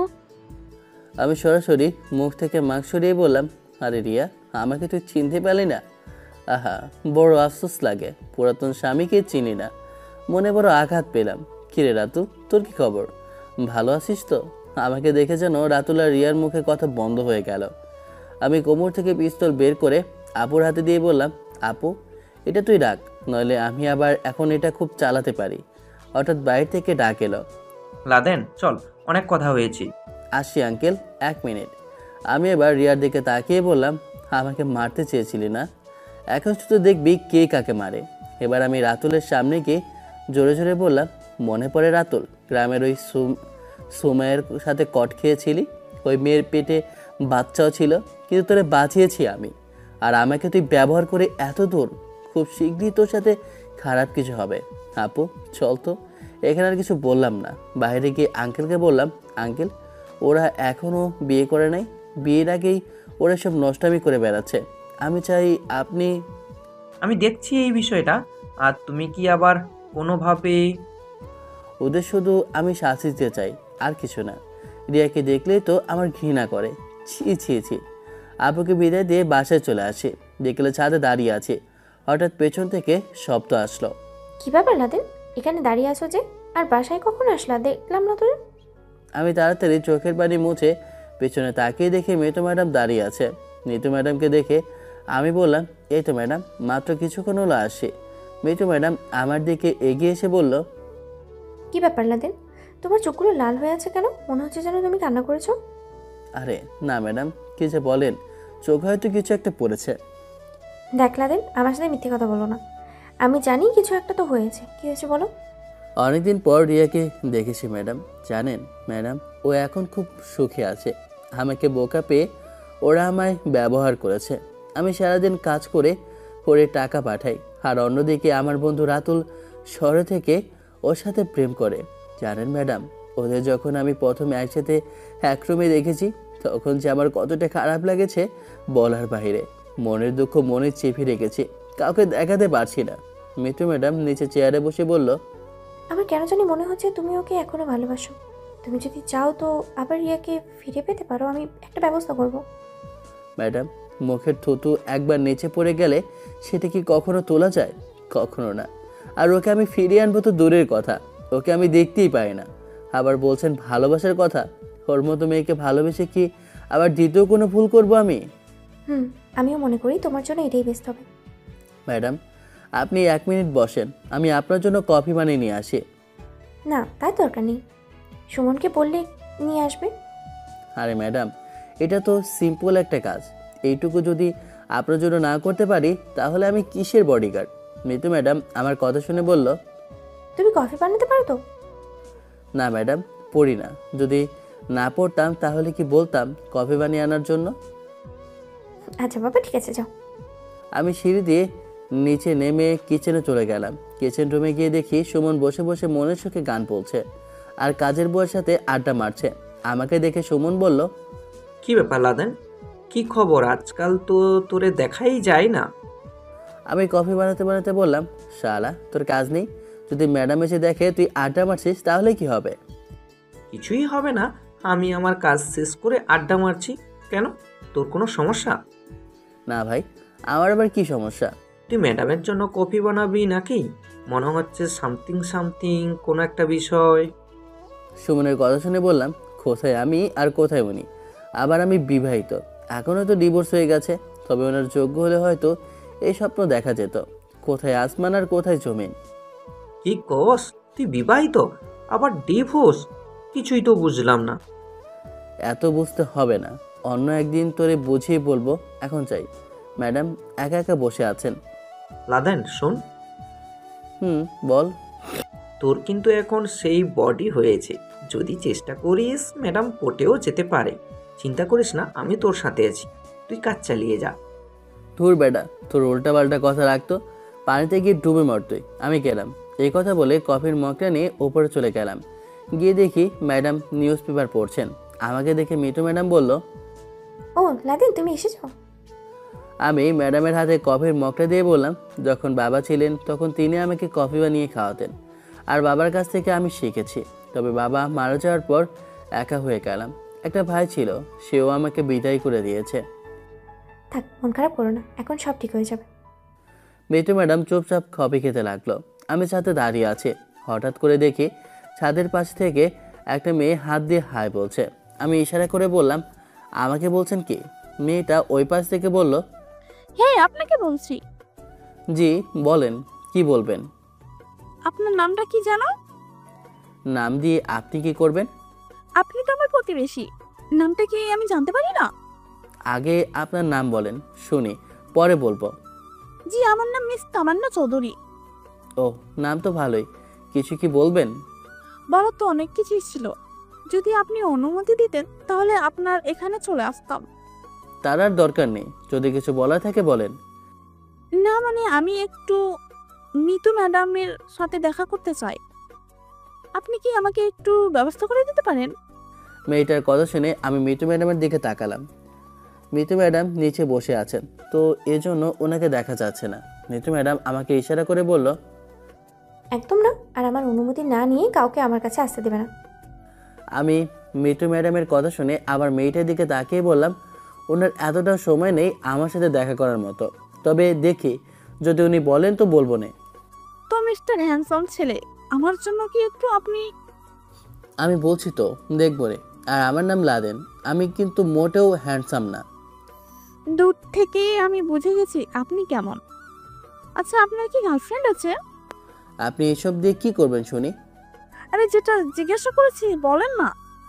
আমি আপনাকে এসব উত্তর দিতে বাধ্য নই। বুঝেছি আপনার গার্লফ্রেন্ড আছে। কে বলেছে আমার গার্লফ্রেন্ড আছে? আমি তো পিওর সিঙ্গেল। মেয়েটা হাসি দিয়ে বলল, ও তাই নাকি? তাহলে তো বেশ ভালোই হলো, এই নেন। এই কথা বলে মেয়েটা আমার দিকে একটা চকলেট ছুঁড়ে মারলো। চকলেট দিয়ে মেয়েটা বলল, এটা খান, আমার তরফ থেকে উপহার। আপনি তো আজব মেয়ে, আপনাকে চেনা না জানি না আবার বলছেন চকলেট খেতে, এটা আবার কেমন কথা? চিনা যেন খুব তাড়াতাড়ি হয়ে যাবে। পাশের বাসার মানুষ আপনি, চিন্তা আর কতক্ষণ লাগবে? তবে আমি যতটুকু জানি আপনি মিতু ম্যাডামের একমাত্র বডিগার্ড। আচ্ছা, আমি তাহলে গেলাম। তামান্না চলে যেতেই আমি মনে মনে বললাম, আজব মেয়ে তো, কোথা থেকে এসেছে আবার বলছে খুব তাড়াতাড়ি চেনা জানা হয়ে যাবে। আমি পেছনে ফিরতে দেখি মিতু ম্যাডাম আমার দিকে তাকিয়ে আছে। মনে মনে বললাম, মিতু ম্যাডাম যেখানে ছিল আমার তো খেয়ালই ছিল না। ঠুর বাবা, মাঝে মাঝে যে আমি কী সব উল্টাপাল্টা কাজ করি নিজেও বলতে পারি না। আমার হাতে চকলেট দেখে মিতু ম্যাডাম বলল, এটা ফেলে দাও, আর কোনো অচেনা মানুষের সাথে কথা বলবে না। এই মেয়ের থেকে দূরে থাকবে, মনে থাকে যেন। জি ম্যাডাম, তবে চকলেট তো খাওয়ার জিনিস, তা খাই ম্যাডাম। ফেলে দিলে তো অপচয় হবে না। মিতু ম্যাডাম আমার দিকে চোখ বড় করে বলল, মাঝে মাঝে মন চাই তোমাকে। আমি খুব তাড়াতাড়ি চকলেট নিচে ফেলে দিয়ে বললাম, হয়েছে ম্যাডাম এখন? হয়েছে। ম্যাম, তাহলে কি এখন আমি নিচে যাব? এখনও তো গোসল করি নাই। রাতিন শোনো, বাবা আমার জন্য পাত্র দেখছে। আমার ফোনে অনেকগুলো পিক আছে, দেখো তো তোমার কোনটাকে পছন্দ হয়। মিতু ম্যাডামের কথা শুনে আমার কেমন কেমন যেন লাগতে লাগলো। মনটা যেন মুহূর্তের ভিতরে খারাপ হয়ে গেল। কেমন জানি খারাপ লাগতে লাগলো, এটা বলতে পারি না। আমি নিজেকে ঠিক রাখার জন্য বললাম, ম্যাডাম আমি নিচে যাই, আর আপনার পছন্দ আমার পছন্দ মিলবে না। হঠাৎ করে আবার তোমার কি হয়েছে লাদিন? কিছু হয় নাই ম্যাডাম, আমি গেলাম। এই কথা বলে ছাদে আর দাঁড়ালাম না, কেন জানি মনটা খারাপ হয়ে গেল। একটা সিগারেট জ্বালিয়ে খেতে লাগলাম। আচ্ছা ম্যাডাম, পাত্রের কথা বলতেই আমার হঠাৎ মন খারাপ হতে লাগলো কেন, এটাই তো বুঝতে পারছি না। জানি না আমার কেন জানি খারাপ লাগছে। ওয়াশরুমে গিয়ে ইচ্ছে মতো মাথায় পানি দিতে লাগলাম। গোসল করে আবার রুমে চলে গেলাম। সকালে ম্যাডামকে নিয়ে অফিসে চলে গেলাম। আমি শুধু ম্যাডামের পাশে দাঁড়িয়েছিলাম আর উনি কাজ করছিল। সারাদিন এভাবেই চলে গেল। বিকেলে ম্যাডাম আমাকে বলল, লাদিন চলো এক জায়গায় যাই, আজকে কাজ করে একদম হাঁপিয়ে গেছি। কোথায় যাবেন ম্যাডাম? আরে চলো তো। ম্যাডাম বলার পর আমি গাড়িতে গিয়ে বসলাম। গাড়িতে গিয়ে একটা ফুচকার দোকানের সামনে থামলো। ম্যাডাম গাড়ি থেকে নামার পর আমি ওনার সামনে চলে গেলাম। মিতু ম্যাডাম একটা চেয়ারে বসে আমাকে বলল, ফুচকার অর্ডার দাও তো লাদিন। আমি 1 প্লেট ফুচকার অর্ডার দিয়ে ম্যাডামের পাশে দাঁড়ালাম। হঠাৎ কোথা থেকে রিয়া আর রাতুল আসলো। ওরা এসে মিতু ম্যাডামের কাছে যেতে লাগলো। আমি সাথে সাথে পিস্তল বের করে ওদের সামনে ধরে বললাম, কি চাই এখানে? রিয়া আমার দিকে তাকিয়ে বলল, তুই কে রে, তোর সাথে আমি কথা বলবো? আমি রাগে বললাম, আমি কে মানে? আর আমাকে তুই করে কথা বলছিস তো? তোর সাহস কম না? তুই জানিস আমি কে? আমি ম্যাডামের একমাত্র বডিগার্ড, আর আমাকে তুই করে বলিস? আমার কথা শুনে রিয়া বলতে লাগলো, সরি, আমার ভুল হয়ে গেছে। রিয়ার কথা শুনে আমার আজকে কেন জানি না একটু ভালো লাগতে লাগলো। এত পড়াশোনা করে কী লাভ, শেষে তো আমাকেই স্যার বলতে হয়েছে। হ্যাঁ, মাত্র তো শুরু, আরও কত কি বাকি আছে। আমি এবার বললাম, কি যেন বললেন, শুনি নেই তো, আবার বলেন তো। রিয়া দাঁতে দাঁত কামড় দিয়ে বলল, আমি কি এখন একটু মিতু ম্যাডামের সাথে দেখা করতে পারি? সরি, আজকে পারবেন না, উনি এখন বিজি আছেন। যদি দেখা করতে চান তাহলে ওনার অফিসে চলে যাবেন। মিতু ম্যাডাম পেছন থেকে বলল, লাদিনুকে আসতে দাও, আমার গ্রামের মেয়ে। আমি পথ ছেড়ে বললাম, যান।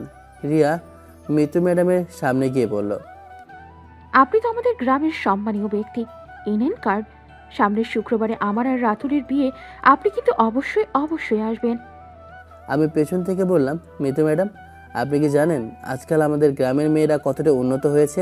তারা নিজের স্বামী রেখে বাহিরে পরকীয়া প্রেম করে বেড়ায়, আর এখন বিয়ে করবে। হায় রে দুনিয়ার মানুষ। রাতুল আমার দিকে তাকিয়ে বলল, লাদেন শোন, আমি আসলেই আমি রেগে পিস্তল রাতুলের মুখের ভিতরে ঢুকিয়ে বললাম, কুত্তার বাচ্চা, আর একটা যদি শব্দ করিস এখানেই ভরে দিব, আর তোরে মারতে আমার একটুও সময় লাগবে না। তুই আমার বেস্ট ফ্রেন্ড নামের কলঙ্ক, তোর মতো বেস্ট ফ্রেন্ড যেন কারো না হয়। এই কথা বলে পিস্তল নিচে নামিয়ে কান্না করে দিলাম। কোনোভাবে যেন এখন নিজেকে মানতে পারছি না। মেহতা ম্যাডাম আমার দিকে তাকিয়ে বলল, লাদেন, যার তার সাথে রাস্তায় এরকম বেয়াদবি করবে না। তোমার হয়তো তার সাথে পুরাতন শত্রুতা আছে, কিন্তু আমার নেই, মনে থাকবে যেন। আমি রাতুলকে সরি বলে একটু দূরে সরে গেলাম। কখনো যে রাতুলকে সরি বলবো এটাও আশা করি নাই। আসলে সব কিছু মৃদু ম্যাডামের জন্য হয়েছে। চোখের পানি মুছে দাঁড়িয়ে আছি। রিয়া যাওয়ার আগে আমার দিকে একবার তাকিয়ে বলল, আমার পেছনে তুই যতগুলো টাকা খরচ করেছিস আমি সবগুলো তোকে ফিরিয়ে দেব। মৃদু ম্যাডাম রিয়াকে ডাক দিয়ে বলল, রিয়া শোনো, জি ম্যাম, বলেন। লাদেন আমার একমাত্র বডিগার্ড, ওকে আজ থেকে সম্মান দিয়ে কথা বলবে, ঠিক আছে? আচ্ছা। বলে চুপচাপ চলে গেল। আজকে মৃদু ম্যাডামের জন্য আমার রাতুলের কাছে মাপ চাইতে হয়েছে। কেন জানি নিজের মনকে মানাতে পারছি না। খাবার শেষে মৃদু ম্যাডাম বলল, লাদেন এখন চলো। আমি চুপচাপ গাড়ির ভিতরে চলে গেলাম। একটাও কথা বলি নাই মৃদু ম্যাডামের সাথে। কিন্তু সামনে যাওয়ার পর কয়েকজন ছেলে আমাদের গাড়ি আটকে দাঁড়ালো। তবে ওদের মুখ বাঁধা আর হাতে লম্বা লম্বা ছুরি আছে। আমি গাড়ি থেকে নেমে ড্রাইভারকে বললাম, আপনি গাড়ি নিয়ে যান, আমি দেখছি। ছেলেগুলো বলল, কে কোথায় যাবে? তাদের নিয়ে যেতে তো আমরা আসছি। একে তো মাথা গরম, তার উপর ওরা পিস্তল বের করে একটা ছেলের পায়ে গুলি করলাম। বাকি ছেলেগুলো আমার উপর ঝাঁপিয়ে পড়লো। সবগুলো ছেলেকে এক এক করে বাঁচিয়ে ছাড়লাম। হঠাৎ মনে হলো হাত থেকে রক্ত পড়ছে। বাম হাতের অনেকটাই কেটে গেছে, আবার পেছন থেকেও রক্ত পড়ছে। যে ছেলেটাকে পায়ে গুলি করেছিলাম ওর মাথায় পিস্তল ঠেকিয়ে বললাম, তোরে কে এখানে পাঠিয়েছে তাই বল, নাহলে এখানে যতগুলো গুলি আছে সবগুলো তোর মাথায় ফুঁড়ে দিব। ছেলেটা ভয়ে ভয়ে বলে দিল, রাসেল ভাইয়া আমাদের এখানে পাঠিয়েছে। এই রাসেল আবার কে? হয়তো ম্যাডামের শত্রু। আঙ্কেলকে জিজ্ঞেস করলে হয়তো এর উত্তর পাবো। ছেলেগুলোর উদ্দেশ্যে বললাম, যদি পানে বাঁচতে চাস তাহলে এখান থেকে চলে যা। আর তোর রাসেল ভাইকে বলিস, আমি যতদিন আছি ততদিন মেতু ম্যাডামের শরীরে কেউ একটা ফুলের টোকাও দিতে পারবে না। এখন এখান থেকে চলে যা। আমি বলার পর ছেলেগুলো দৌড়ে চলে গেল। ওদের হারানোর সবচেয়ে বড় কৌশল ছিল ওদের ভয় দেখানো। আমার বডি দেখেই ওরা ভয় পেয়ে গেছে। আর সবকটা ছেলে আমাকে মেরেও কিছু করতে পারে নাই। রাস্তা থেকে কিছু ছেলেকে টাকা দিয়ে পাঠিয়েছিল হয়তো মিতু ম্যাডামকে মারতে। আমি গাড়ির সামনে গিয়ে বললাম, ড্রাইভার ম্যাডামকে নিয়ে বাসা যাও, আমি হাসপাতাল থেকে আসছি। পেছন থেকে ম্যাডাম বলল, তুমি একা একা যেতে পারবে না গাড়িতে? কারো পাওয়ার দেখে যদি কিছু না করতে পারি তাহলে আমার কারোর দরকার নেই, আমি একা একাই যেতে পারবো। ড্রাইভার তোমাকে যেতে বলছি না আমি। আর রাস্তায় যদি কেউ সামনে দাঁড়ায় তাহলে গাড়ি থামাবে না, একেবারে ওপর দিয়ে তুলে যাবে। এখন যাও। ড্রাইভার আমার কথা শুনে চুপচাপ চলে গেল। আমি মনে মনে বললাম, মিঠু ম্যাডাম আমার সাথে এটা করতে পারলো। আজকে ওনার জন্য আমাকে রাতুলের কাছে মাপ চাইতে হয়েছে। মনটাই কেন জানি না খারাপ হয়ে গেল। পিঠ থেকে খুব বেশি রক্ত বের হচ্ছে। রক্তের কারণে শার্টটা ভিজে গেছে, আর বাম হাতটা যেন অবশ হয়ে যাচ্ছে, নাড়াতে পারছি না। এখান থেকে বেশি দূরে ছিল না হাসপাতাল। হাসপাতালের ভিতরে গিয়ে আপুর কেবিনের সামনে চলে গেলাম। গিয়ে দেখি আপু রবি দেখছেন। দূর থেকে আপু আমাকে রক্তাক্ত অবস্থায় দেখে দৌড়ে আমার কাছে এসে বলল, তোর এই অবস্থা কি করে? এত কিছু বলতে পারবো না, আমার শরীরে রক্ত বন্ধ করার আগে। আপু আমাকে ধরে একটা বেডে নিয়ে গেল। আমার শার্ট খুলে আপু আমার চিকিৎসা করতে লাগলো। হঠাৎ দেখে রিয়া ভেতরে আসে। রিয়া আমার দিকে একবার তাকিয়ে বলল, এমনিই হয়, মানুষ যদি নিজেকে বড় মনে করে তাহলে তো এমনিই হবে। আমি রিয়ার কথা কানে নিলাম না। আপু আমাকে বলল, কিভাবে কি হয়েছে? আর বলিস না, ম্যাডামকে কারা জানি মারতে এসেছিল। ফুটপাথ থেকে কয়েকটা ছেলে এসেছে ম্যাডামকে মারতে। এমন কোনো ছেলে আছে যে আমি থাকতে ম্যাডামের গায়ে হাত দিবে? সব কয়টাকে কেটে রেখে দিব। পরে তোর কিছু হলে, একজনকে বাঁচতে গিয়ে যদি তোর কিছু হয়?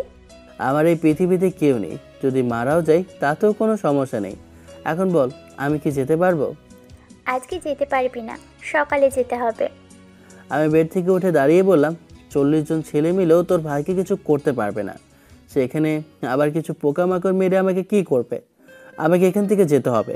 দূর থেকে রিয়া আপুকে বলল, তোর ভাইকে বল আমাদের হাসপাতালের একটা নিয়ম আছে, আমরা রোগীকে এভাবে একা একা ছাড়তে পারি না। আমি হালকা একটু রাগ দেখিয়ে বললাম, এসব নিয়ম দিয়ে আমি আলু ভর্তা বানিয়ে খাই। তোদের নিয়ম তোরা রাখ। আপু, আমি গেলাম। পেছন থেকে রিয়া বলল, সামনে। শুক্রবারে আমার বিয়ে, কেউ যদি ভয় না আসতে চায় তাহলে না আসতে পারে। রিয়ার কথা শুনে আমি কিছু বলি নাই, চুপচাপ বের হয়ে গেলাম। আপু আমার পেছনে এসে বলল, দোকান থেকে কিছু ঔষধ নিয়ে যাস, আর রাতে সমস্যা হলে আমাকে বলিস। আচ্ছা ঠিক আছে আপু। আর রিয়ার কথাই তুই আবার ওর বিয়েতে যাবি না? থুর, বাদ দে তো এসব। আমি সরাসরি বাসার সামনে চলে গেলাম। দরজার সামনে গিয়ে কলিং বেল দিতেই সুমন এসে দরজা খুলে দিল। সুমন আমাকে দেখে বলল, লাদেন, তোর এই অবস্থা হলো কি করে?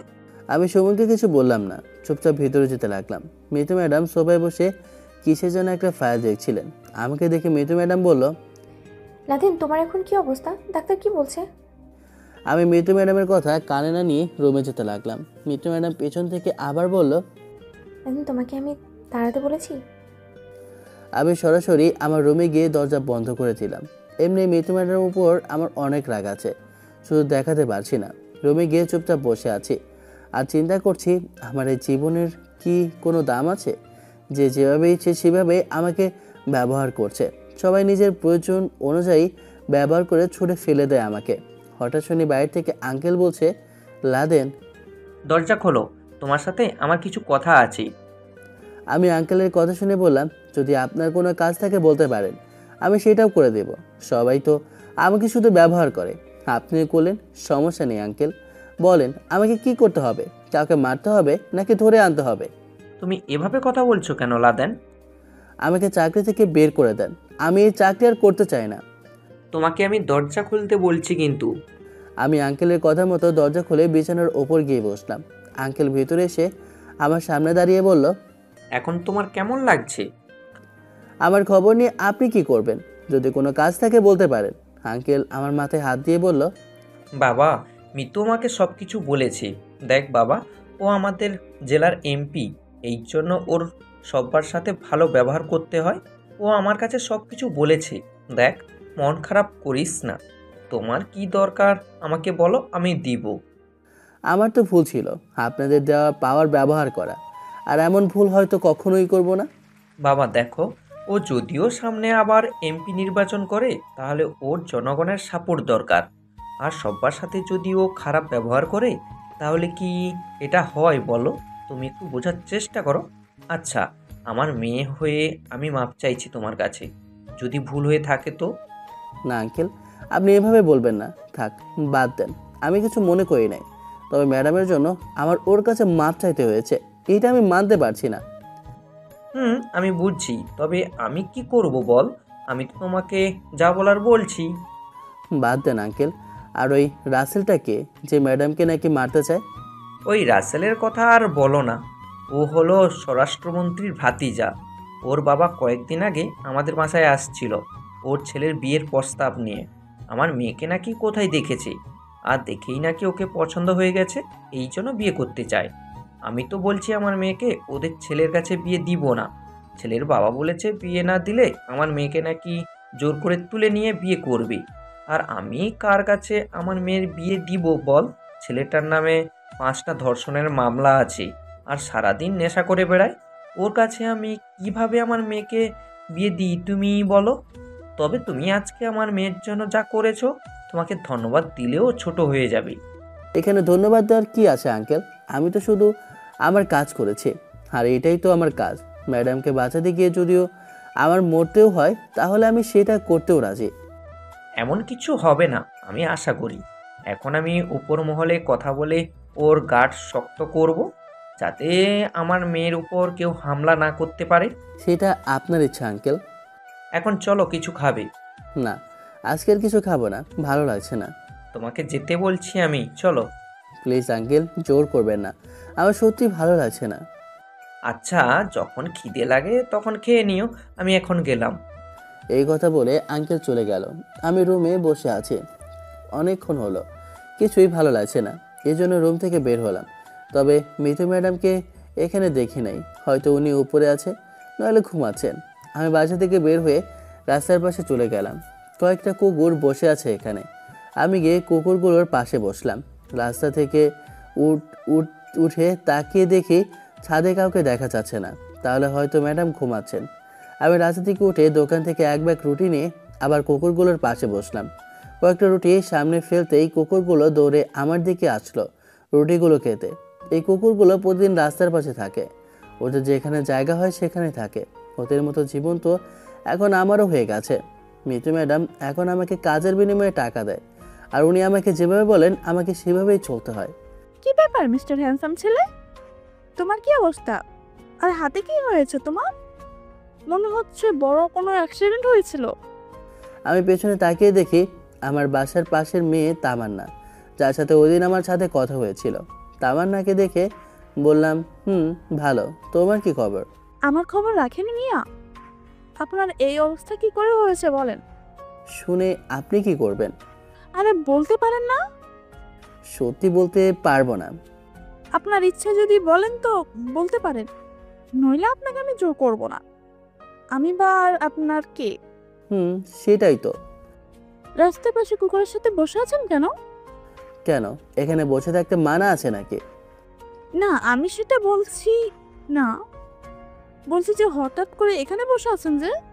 এই এমনি কুকুরগুলোকে দেখছিলাম আর মনে মনে চিন্তা করছি, মানুষ বেইমানি করতে পারে, তবে এই কুকুর কখনো বেইমানি করবে না। মন খারাপ আপনার? হয়তো এমন কিছুই। কিছু খেয়েছিলেন? দেখে তো মুখটা শুকনো শুকনো লাগছে। এসব জেনে আপনার লাভ কি? আপনি কোথায় যাবেন? আমি আবার কোথায় যাব?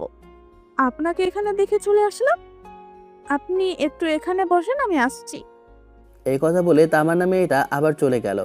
কিছুক্ষণ পর তামান্না হাতে ঝালমুড়ি নিয়ে ফিরল। আমার সামনে দাঁড়িয়ে তামান্না বলল, নেন ঝালমুড়ি খান। খাওয়ার ইচ্ছা নেই, ভালো লাগছে না। খাবেন নাকি ফেলে দেব? তামান্নার কাছ থেকে ঝালমুড়ি নিয়ে খেতে লাগলাম। ওর দিকে তাকিয়ে বললাম, অনেক অনেক ধন্যবাদ আপনাকে, আজকে রাগের জন্য কিছুই খাই নাই। থাক, ধন্যবাদ দিতে হবে না। আমি কি আপনার পাশে একটু বসতে পারি? বসেন, আমি না করব কেন? এটা কি আমার বাবার রাস্তা যে আমি না করব? আমার কথা শুনে তামান্না হাসি দিয়ে বলল, আপনি তো দেখি খুব মজার মানুষ। আরে না, এতটাও মজার মানুষ না আমি। আচ্ছা, আপনি বলছিলেন মিতু ম্যাডামের সাথে দেখা করবেন, আমি কি ব্যবস্থা করে দেব? ওইটা তো এমনই বলেছিলাম, আপনার সাথে যেন কথা বলতে পারি। ম্যাডামের সাথে দেখা করব, এটা তো শুধুমাত্র একটা বাহানা ছিল। আমি এবার ঝালমুড়ি খাওয়া বাদ দিয়ে তামান্নার দিকে তাকিয়ে বললাম, তা কেন এমন করছেন জানতে পারি? এত জেনে কি করবেন? চলতে থাকো এভাবে, পরে জানতে পারবেন। আপনি জানেন আমার বউ আছে? তামান্না আমার দিকে তাকিয়ে চোখ বড় বড় করে তাকিয়ে বলল, কি? এই তো, এখন শুনেই মুখটা কেমন যেন করে দিলেন। এই জন্য বলছিলাম, কার সাথে কথা বলার আগে তার সম্পর্কে সব কিছু জেনে নেবেন। আগে বউ ছিল, তবে এখন ডিভোর্স হয়ে গেছে। ও শুধু নামে বউ ছিল, বিয়ে করেছিলাম ঠিকই, তবে ওর হাত ভালো করেও ধরতে পারে নাই। এই পর্যন্তই সব কিছু শেষ। মানে কিছু বুঝলাম না। বউ আছে কিন্তু ডিভোর্স? কি বললেন? এত বুঝতে হবে না, তারপর বলেন আপনার কি খবর? বয়ফ্রেন্ড আছে? বয়ফ্রেন্ড নাই দেখেই তো আপনার কাছে আসছিলাম, কিন্তু আপনি। কোনো কিছু হওয়ার আগেই আমি বলি, শোনেন, আমার বাবা মা কেউ নেই, যার জন্য সব কিছু করেছিলাম সে আমাকে ডিভোর্স দিয়ে অন্য কারো হাত ধরে চলে গেছে। এখন একা একা আছি আর মিতু ম্যাডামের বডিগার্ডের কাজ করি। এই পর্যন্তই। হঠাৎ করে আমার নজর গেল ছাদে। ছাদের এক কোণায় মিতু ম্যাডাম দাঁড়িয়ে আমাদের দেখছেন, আর এটা দূর থেকে স্পষ্ট বোঝা যাচ্ছে। দেখতে দেখবে, তাতে আমার কি? আমার এখন কাজ নেই, আমি যেখানে ইচ্ছা সেখানে বসে আড্ডা দেব, তাতে ওনার কি? তামান্না আমার কথা শুনে বলল, আপনার জীবনে আগে কি হয়েছিল না হয়েছিল তা আমি জানতে চাই না, তবে আমি আপনাকে কিছু বলতে চাই। আমি এবার দাঁড়িয়ে বললাম, এত কিছু বলার দরকার নেই তোমার, যাও বাসায় গিয়ে ঘুমাও। তামান্না হঠাৎ করে আমার হাত ধরে বলল। আমি তামান্নার হাত ছাড়িয়ে বললাম, আমি কি আপনার হাতটা ধরতে পারি? এইসব এখন আমার আর ভালো লাগে না, অন্য কোথাও ট্রাই করতে পারেন। কেন, আপনার বুঝি মন নাই? মন থাকলেই কি সব কিছু হয়? আর তাছাড়া আমি এখন এসবে একদম বিশ্বাস করি না। আমার কাছে সব মিথ্যা। আমার বাবা আমাদের থানার ওসি। তামান্নার কথা শুনে আমার পুরাতন একটা কথা মনে হয়ে গেল। গ্রামের একটা মেয়ে আমার গালে থাপ্পড় দিয়ে বলছিল আমার বাবা মা এই থানার ওসি। আমার মনে হচ্ছে এখানে কোনো একটা কিছু তো আছে। আমি এবার তামান্নাকে বললাম, তোমার কি আরও কোনো বোন আছে? হ্যাঁ আছে তো, আমার বড় এক বোন। তোমার বোনের একটা পিক দেখাও তো। কেন কেন? আরে দেখাও না, দরকার আছে। আমার কথা মতো মেয়েটা ওর বড় বোনের পিক দেখালো। আরে এটা তো সেই মেয়ে যে আমাকে গ্রামে থাপ্পড় দিয়েছিল। আর তামান্না ওর ছোট বোন। বাহ, ভালোই তো। তামান্না আমার দিকে তাকিয়ে বলল, আপনি কি করতে চাইছেন বলেন তো? আমাকে আপনি চিনতেন, মিথ্যা বলবেন না কিন্তু। আমার কথা শুনে তামান্না মাথায় হাত দিয়ে বলল, আপনাকে আপু একদিন গালে থাপ্পড় দিয়েছিল, এটাই দেখেছিলাম। কিন্তু এখানে এসে তো আপনাকে দেখে আমার পছন্দ হয়ে গেছে। তবে আপনি যে আমাদের গ্রামের ছেলে এটা আমি জানতাম না। ও আচ্ছা, তাই বলো। তবে আমি কোনো কথা আপনি বলবেন না প্লিজ। আমার আপনাকে পছন্দ হয়ে গেছে, আমি এখন এটাই জানি, আর কিছু শুনতে চাই না। আমাকে এখন বাসায় যেতে হবে, খুব খিদে পেয়েছে, গিয়ে এখন খাবো। তোমার সাথে এইসব বিষয় নিয়ে পরে কথা বলবো, ঠিক আছে? আপনি খুব বিজি মানুষ, পরে তো আমি আপনাকে আর পাবো না। আরে এখান দিয়ে তো প্রতিদিন আসা যাওয়া হয়, একদিন তো দেখা হয়েই যাবে। ঠিক আছে, নিজের খেয়াল রাখবেন। মনে মনে বললাম, এসব মেয়ে ভালোবাসে কি বোঝে? এখনও তো এত বয়সও হয় নাই মনে হচ্ছে। থাক, আমার এত কিছু বোঝে লাভ নাই। আমি বাসার ভিতরে গিয়ে টেবিলে বসলাম। টেবিলে বসে নিজে একা একা খেতে লাগলাম। খুব বেশি খিদে লেগেছে। একটু পর দেখি মিঠু ম্যাডাম সিঁড়ি দিয়ে নিচে নামছে। আমার দিকে একবার তাকিয়ে উনি গিয়ে সোফায় বসলেন। আমি ওনাকে কিছু বলি নাই, চুপচাপ খেতে লাগলাম। হঠাৎ করে মিঠু ম্যাডাম আমার উদ্দেশ্যে বলল, আজকাল বাইরের মেয়েরা তো ভালোই তোমার হাত ধরে, তা হাত ধরে কি বললো শুনি? আমি মিঠু ম্যাডামের কথা শুনে কিছু বললাম না, চুপচাপ খেতে লাগলাম। মিঠু ম্যাডাম আবার বলল, লাদেন, আমি তোমাকে কিছু জিজ্ঞেস করেছি। আমি খাবারের মাঝে পানি দিয়ে দাঁড়িয়ে বললাম, ম্যাডাম আমার কাজ হলো শুধু আপনাকে রক্ষা করা। এর বাইরে আমি আপনার সাথে কোনো কথা বলতে বাধ্য নই। তবে কাজের বিনিময়ে আমি আপনার সব কথাই শুনতে পারি। আমাকে যতটুকু পাওয়ার আপনি দিয়েছেন এটা শুধু আপনাকে বাঁচানোর জন্য, আর এটা আমি অন্য জায়গায় ব্যবহার করতে চাই না।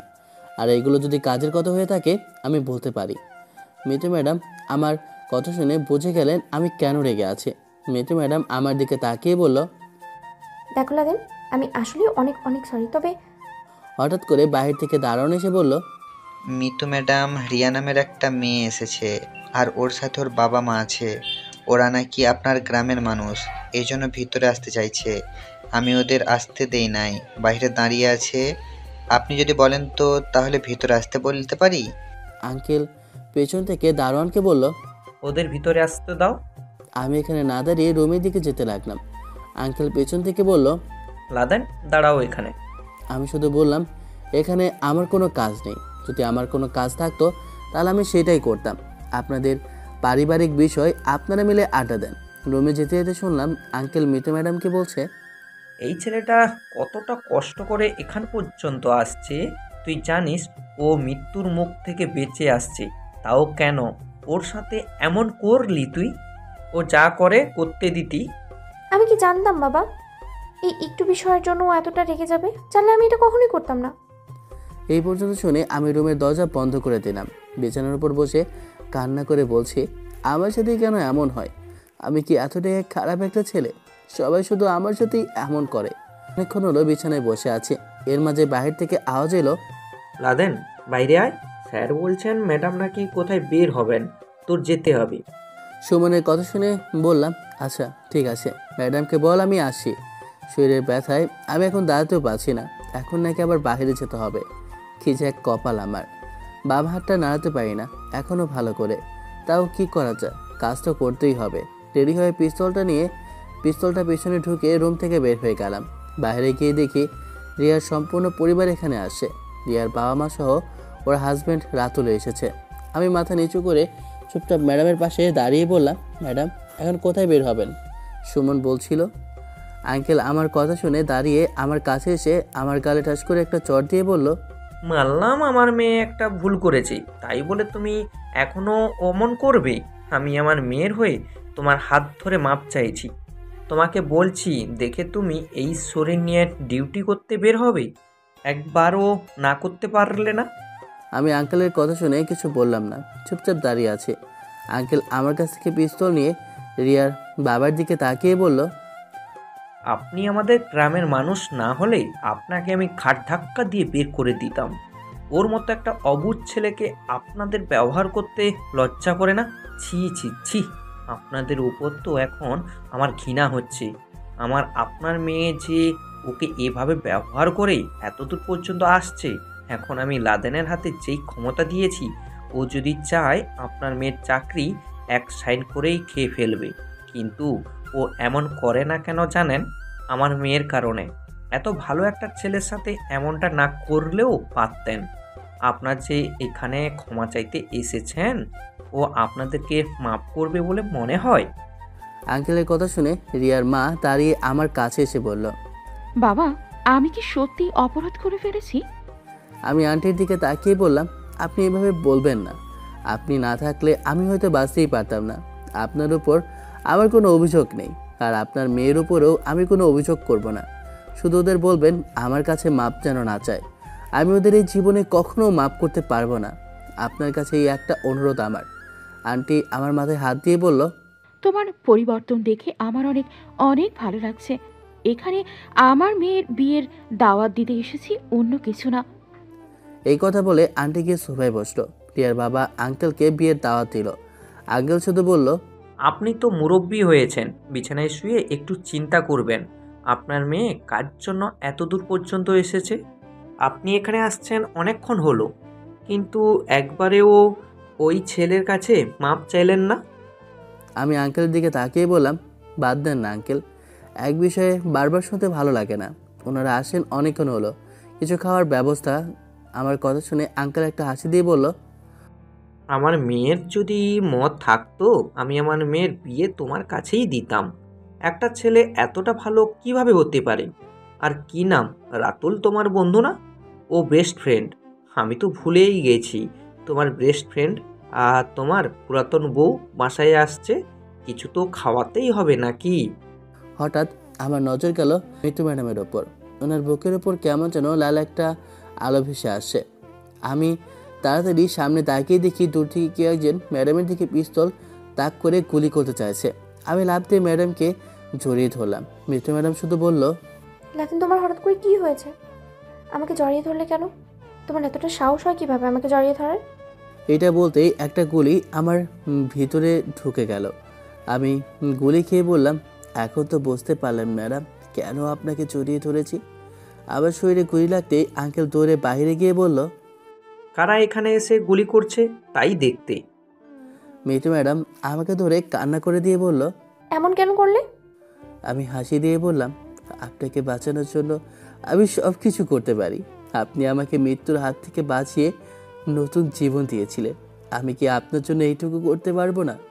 রিয়া আর মিতু ম্যাডাম তাড়াতাড়ি আমাকে ধরে রুমে নিয়ে গেল। রিয়া আপুকে কল দিয়ে কী জানি নিয়ে আসতে বলল। রিয়া মিতু ম্যাডামকে বলল ও যেন চোখ বন্ধ না করে। আপনি সেটাই খেয়াল রাখবেন, বাকিটা আমি দেখছি। মিতু ম্যাডাম আমার হাত ধরে বলল, লাদেন, আমার দিকে তাকিয়ে দেখো, চোখ কিন্তু একদম বন্ধ করবে না। বেঁচে থাকতে আর ইচ্ছে করছে না ম্যাডাম। এভাবে বলো না, এবার যেন তোমাকে বাঁচিয়ে দেয়। আমি তোমার হাত ধরেই বলছি, আমি তোমাকে নতুন কিছু উপহার দিব। মিথ্যা আশা দেখি কী লাভ আছে আপনার ম্যাডাম, আমাকে মরতে দিন। আমার জন্য নিজের এত বড় ক্ষতি কেন করলে তুমি? আমার এই পৃথিবীতে কেউ নেই, মরলেই শান্তি। আপনার পরিবার আছে, কিন্তু আমার তো পরিবার নাই ম্যাডাম। আমি খুব অসহায় ম্যাডাম। আমার কথাগুলো শুনে মিটু ম্যাডাম কান্না করছেন, তবে আজকে রিয়ার চোখ থেকে কেন জানি পানি পড়ছে দেখছি। ম্যাডামের হাত শক্ত করে ধরে বললাম, খুব বেশি কষ্ট হচ্ছে ম্যাডাম আমার। মিতু ম্যাডাম কোনো কথা বলছেন না, শুধু আমার হাত ধরে কান্না করছেন। হঠাৎ করে আপু আর তামান্নাকে ভেতরে ঢুকতে দেখে আমি একটু অবাক হলাম।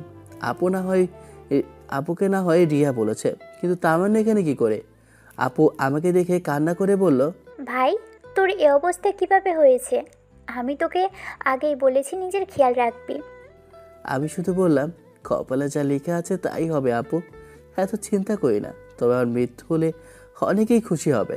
আমার কথা শুনে রিয়ার মুখটা কেমন যেন হয়ে গেল। হঠাৎ করে আমার পুরাতন একটা কথা মনে পড়ে গেল।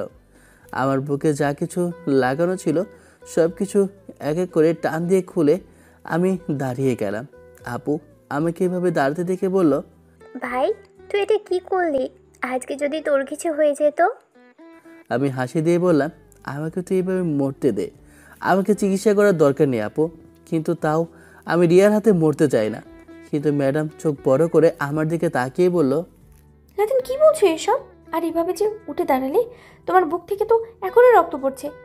রক্ত পড়লে কি হবে ম্যাডাম, কিছুক্ষণ পর তো মারাই যাব আমি, আমাকে মরতে দেন। কিন্তু আমি কোনো বেইমান মেয়ের হাতে মরতে চাই না। ওরা আমাকে উল্টাপাল্টা বলে শহরে এনে আমাকে পেছন থেকে আমার বেস্ট ফ্রেন্ড ছুরি মেরেছে। তখন রিয়া বলছিল তোর এখন মরতে হবে, আর এখনও যদি সুযোগ পায় আমাকে মারবে না এর বিশ্বাস কি আপু? আমি দরকার হলে রক্ত শূন্যতায় মারা যাব, কিন্তু তাও এই রিয়ার হাতে মরতে চাই না আমি। আপু আমার দিকে তাকিয়ে কান্না করে বলল, ভাইয়া তোর বুক থেকে অনেক রক্ত বের হয়েছে, প্লিজ ভাইয়া এসব নিয়ে এখন চিন্তা করিস না। পেছন থেকে রিয়া কান্না করে বলল, লাদেন প্লিজ তুমি আমাকে মাফ করে দাও।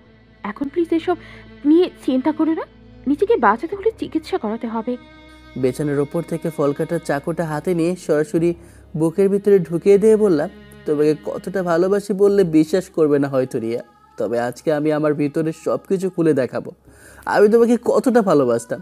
মিতু ম্যাডাম চিৎকার দিয়ে বলল, নাদিম রে তুমি কি করলে? করেছি ম্যাডাম, এর থেকে আমি আর কী বা দিতে পারবো? আমার কাছে আর কিছু নেই হুকে দেওয়ার মতো।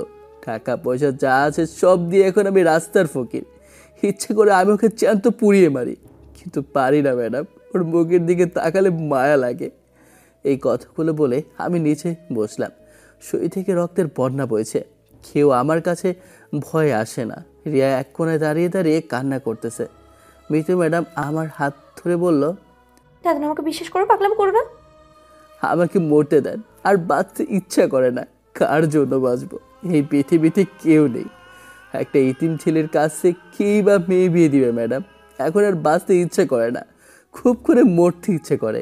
মিতু ম্যাডাম আমার হাত জোরে চেপে ধরে বলল, জানি না জীবনে কি আছে, আর আমি আমার জীবনে আরেকটা ভুল করতে চাই। আমি তোমার বউ হব লাদেন, আমাকে তুমি বিয়ে করবে? মিতু ম্যাডামের কথা শুনে বুকে হাত দিয়ে চোখের পানি ছেড়ে দিয়ে বললাম, যেটা ফেরে যাচ্ছে মনে হয় ম্যাডাম, হয়তো আমি আর বাঁচবো না। তবে আপনি আমাকে বাঁচানোর জন্য এমন কিছু বলবেন আমি আশাও করিনি। খুব কষ্ট লাগলো ম্যাডাম। আমি তোমার হাত ধরেই বলছি, নিজের ক্ষতি করো না। এখন আমার জন্য তোমাকে বাঁচতে হবে। শত কষ্টের মাঝে হাসি পায় ম্যাডাম। সবাই শুধু আমাকে ব্যবহার করে, কাজ শেষে আমাকে রাস্তায় ছুঁড়ে ফেলে দেয়। আজকে আপনি আমার সাথে তাই চাইছেন কেন ম্যাডাম? হঠাৎ করে হাতে একটা ইঞ্জেকশন দিয়ে বলল, মাফ করিস ভাই, তাছাড়া আমার আর কোনো উপায় ছিল না। কিছুক্ষণ পর আমি অজ্ঞান হয়ে মিতু ম্যাডামের কোলে শুয়ে পড়লাম।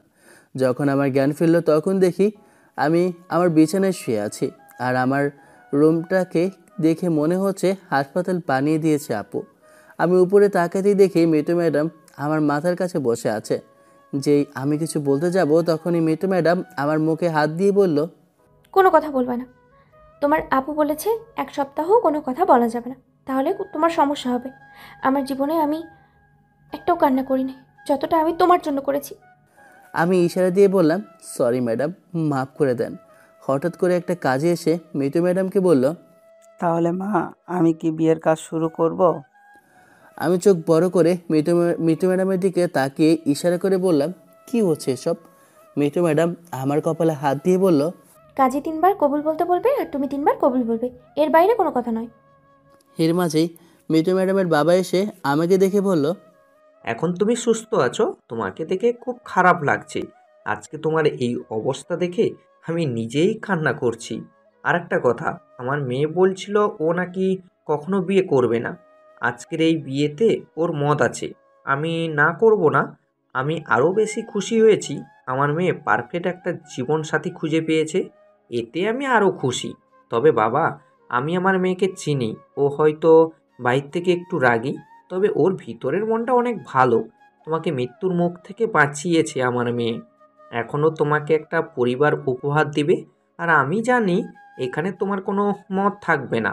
আমার মেয়ের সাথে কয়েকদিন থেকে দেখো, ও যদি সাংসারিক না হয় তাহলে আমি তোমাকে কথা দিচ্ছি আমি এর ব্যবস্থা করব।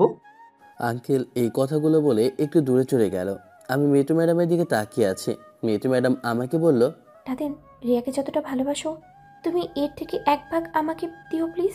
আমি এই আশাই থাকবো। ভাই, রাজি হয়ে যা। আমি মনে করি রিয়া ম্যাডাম তোর জন্য খারাপ কিছু চাইবেন না। কি আর করা, সবার বলাতে আমি রাজি হয়ে গেলাম। 3 বার কবুল বলে মিতু ম্যাডামকে বিয়ে করে নিলাম। মিতু ম্যাডাম আমার মাথায় হাত দিয়ে বলল, নতুন জীবনের জন্য তোমাকে শুভেচ্ছা জানাই। এই পর্যন্ত বলেই মিতু ম্যাডাম একটা হাসি দিল। হঠাৎ করে আপু বলল, মিতু ম্যাডাম, আপনি যদি অনুমতি দেন তাহলে আমি আমার ভাইকে বাসায় নিয়ে যেতে চাই। লাদেন ছাড়া আমার এই পৃথিবীতে কেউ নেই। ওর কিছু হলে পরে আমি ভাই কাকে ডাকবো? কে আমি ওকে কবুল বলে বিয়ে করেছি, এখন যদি ও আমার চোখের সামনে না থাকে তাহলে আমার কেমন লাগবে বলো? তুমি এখানে থাকো কিছুদিন প্লিজ আপু, না করবে না? আমার হাজব্যান্ডের জন্য প্লিজ থাকবে কয়েকটা দিন। ম্যাডাম, ঠিক আছে, থাকবো।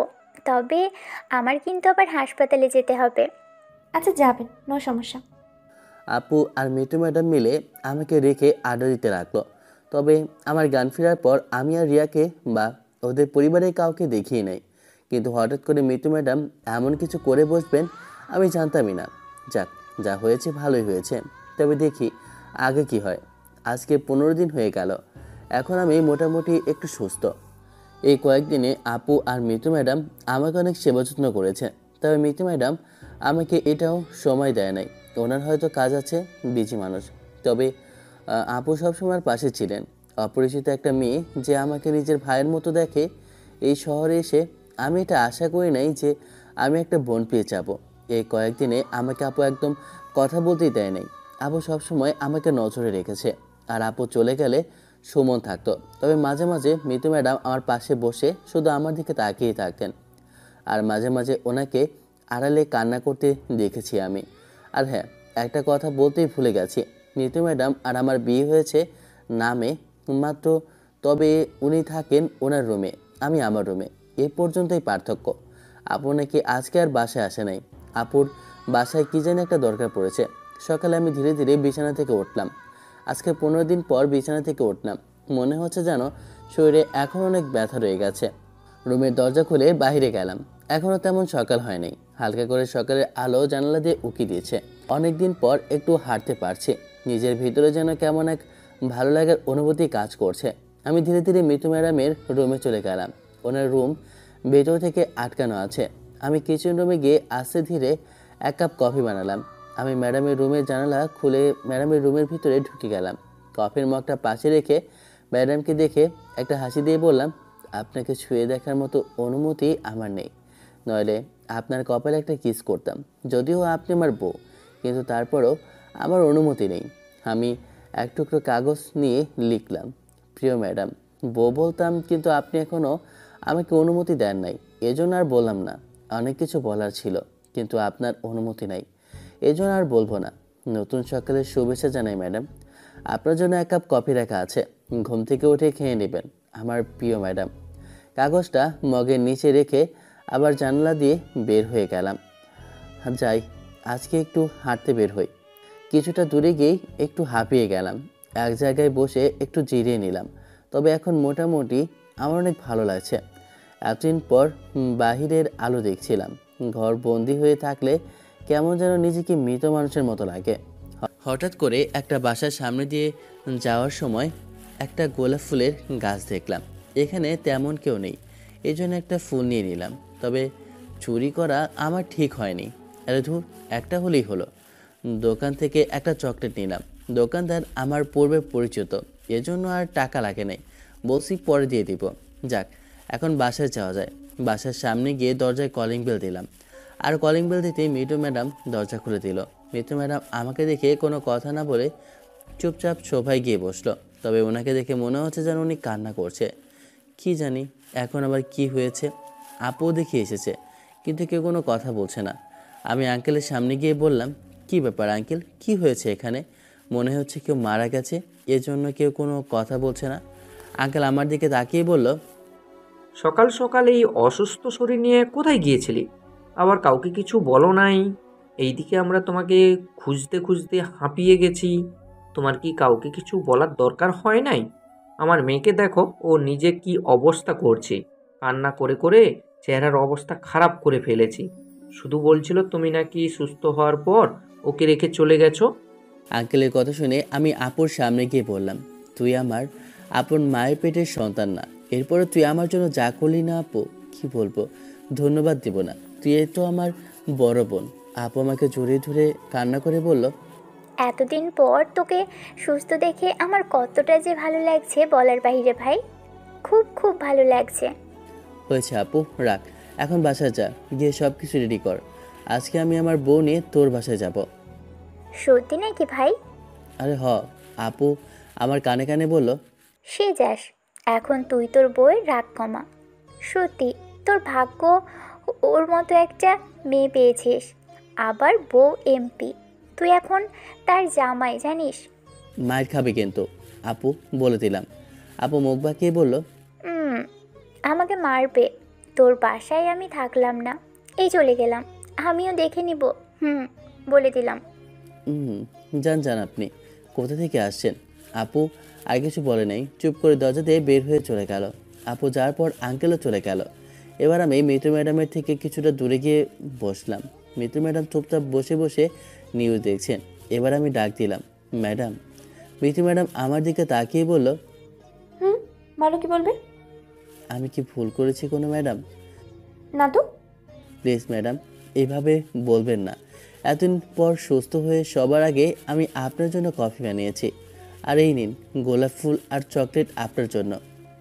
এটা ভুলে যেও না, আমি তোমার ম্যাডাম। মনে মনে বললাম, এতদিন পর ওনার চোখের আড়াল হয়েছিল, হয়তো একটু কষ্ট পেয়েছে, বলে যাওয়া উচিত ছিল। রাগ করছে উনি, এজন্য এইভাবে বলছেন। আমি এবার বললাম, আপনি এমপির পাওয়ার বাইরে গিয়ে দেখান।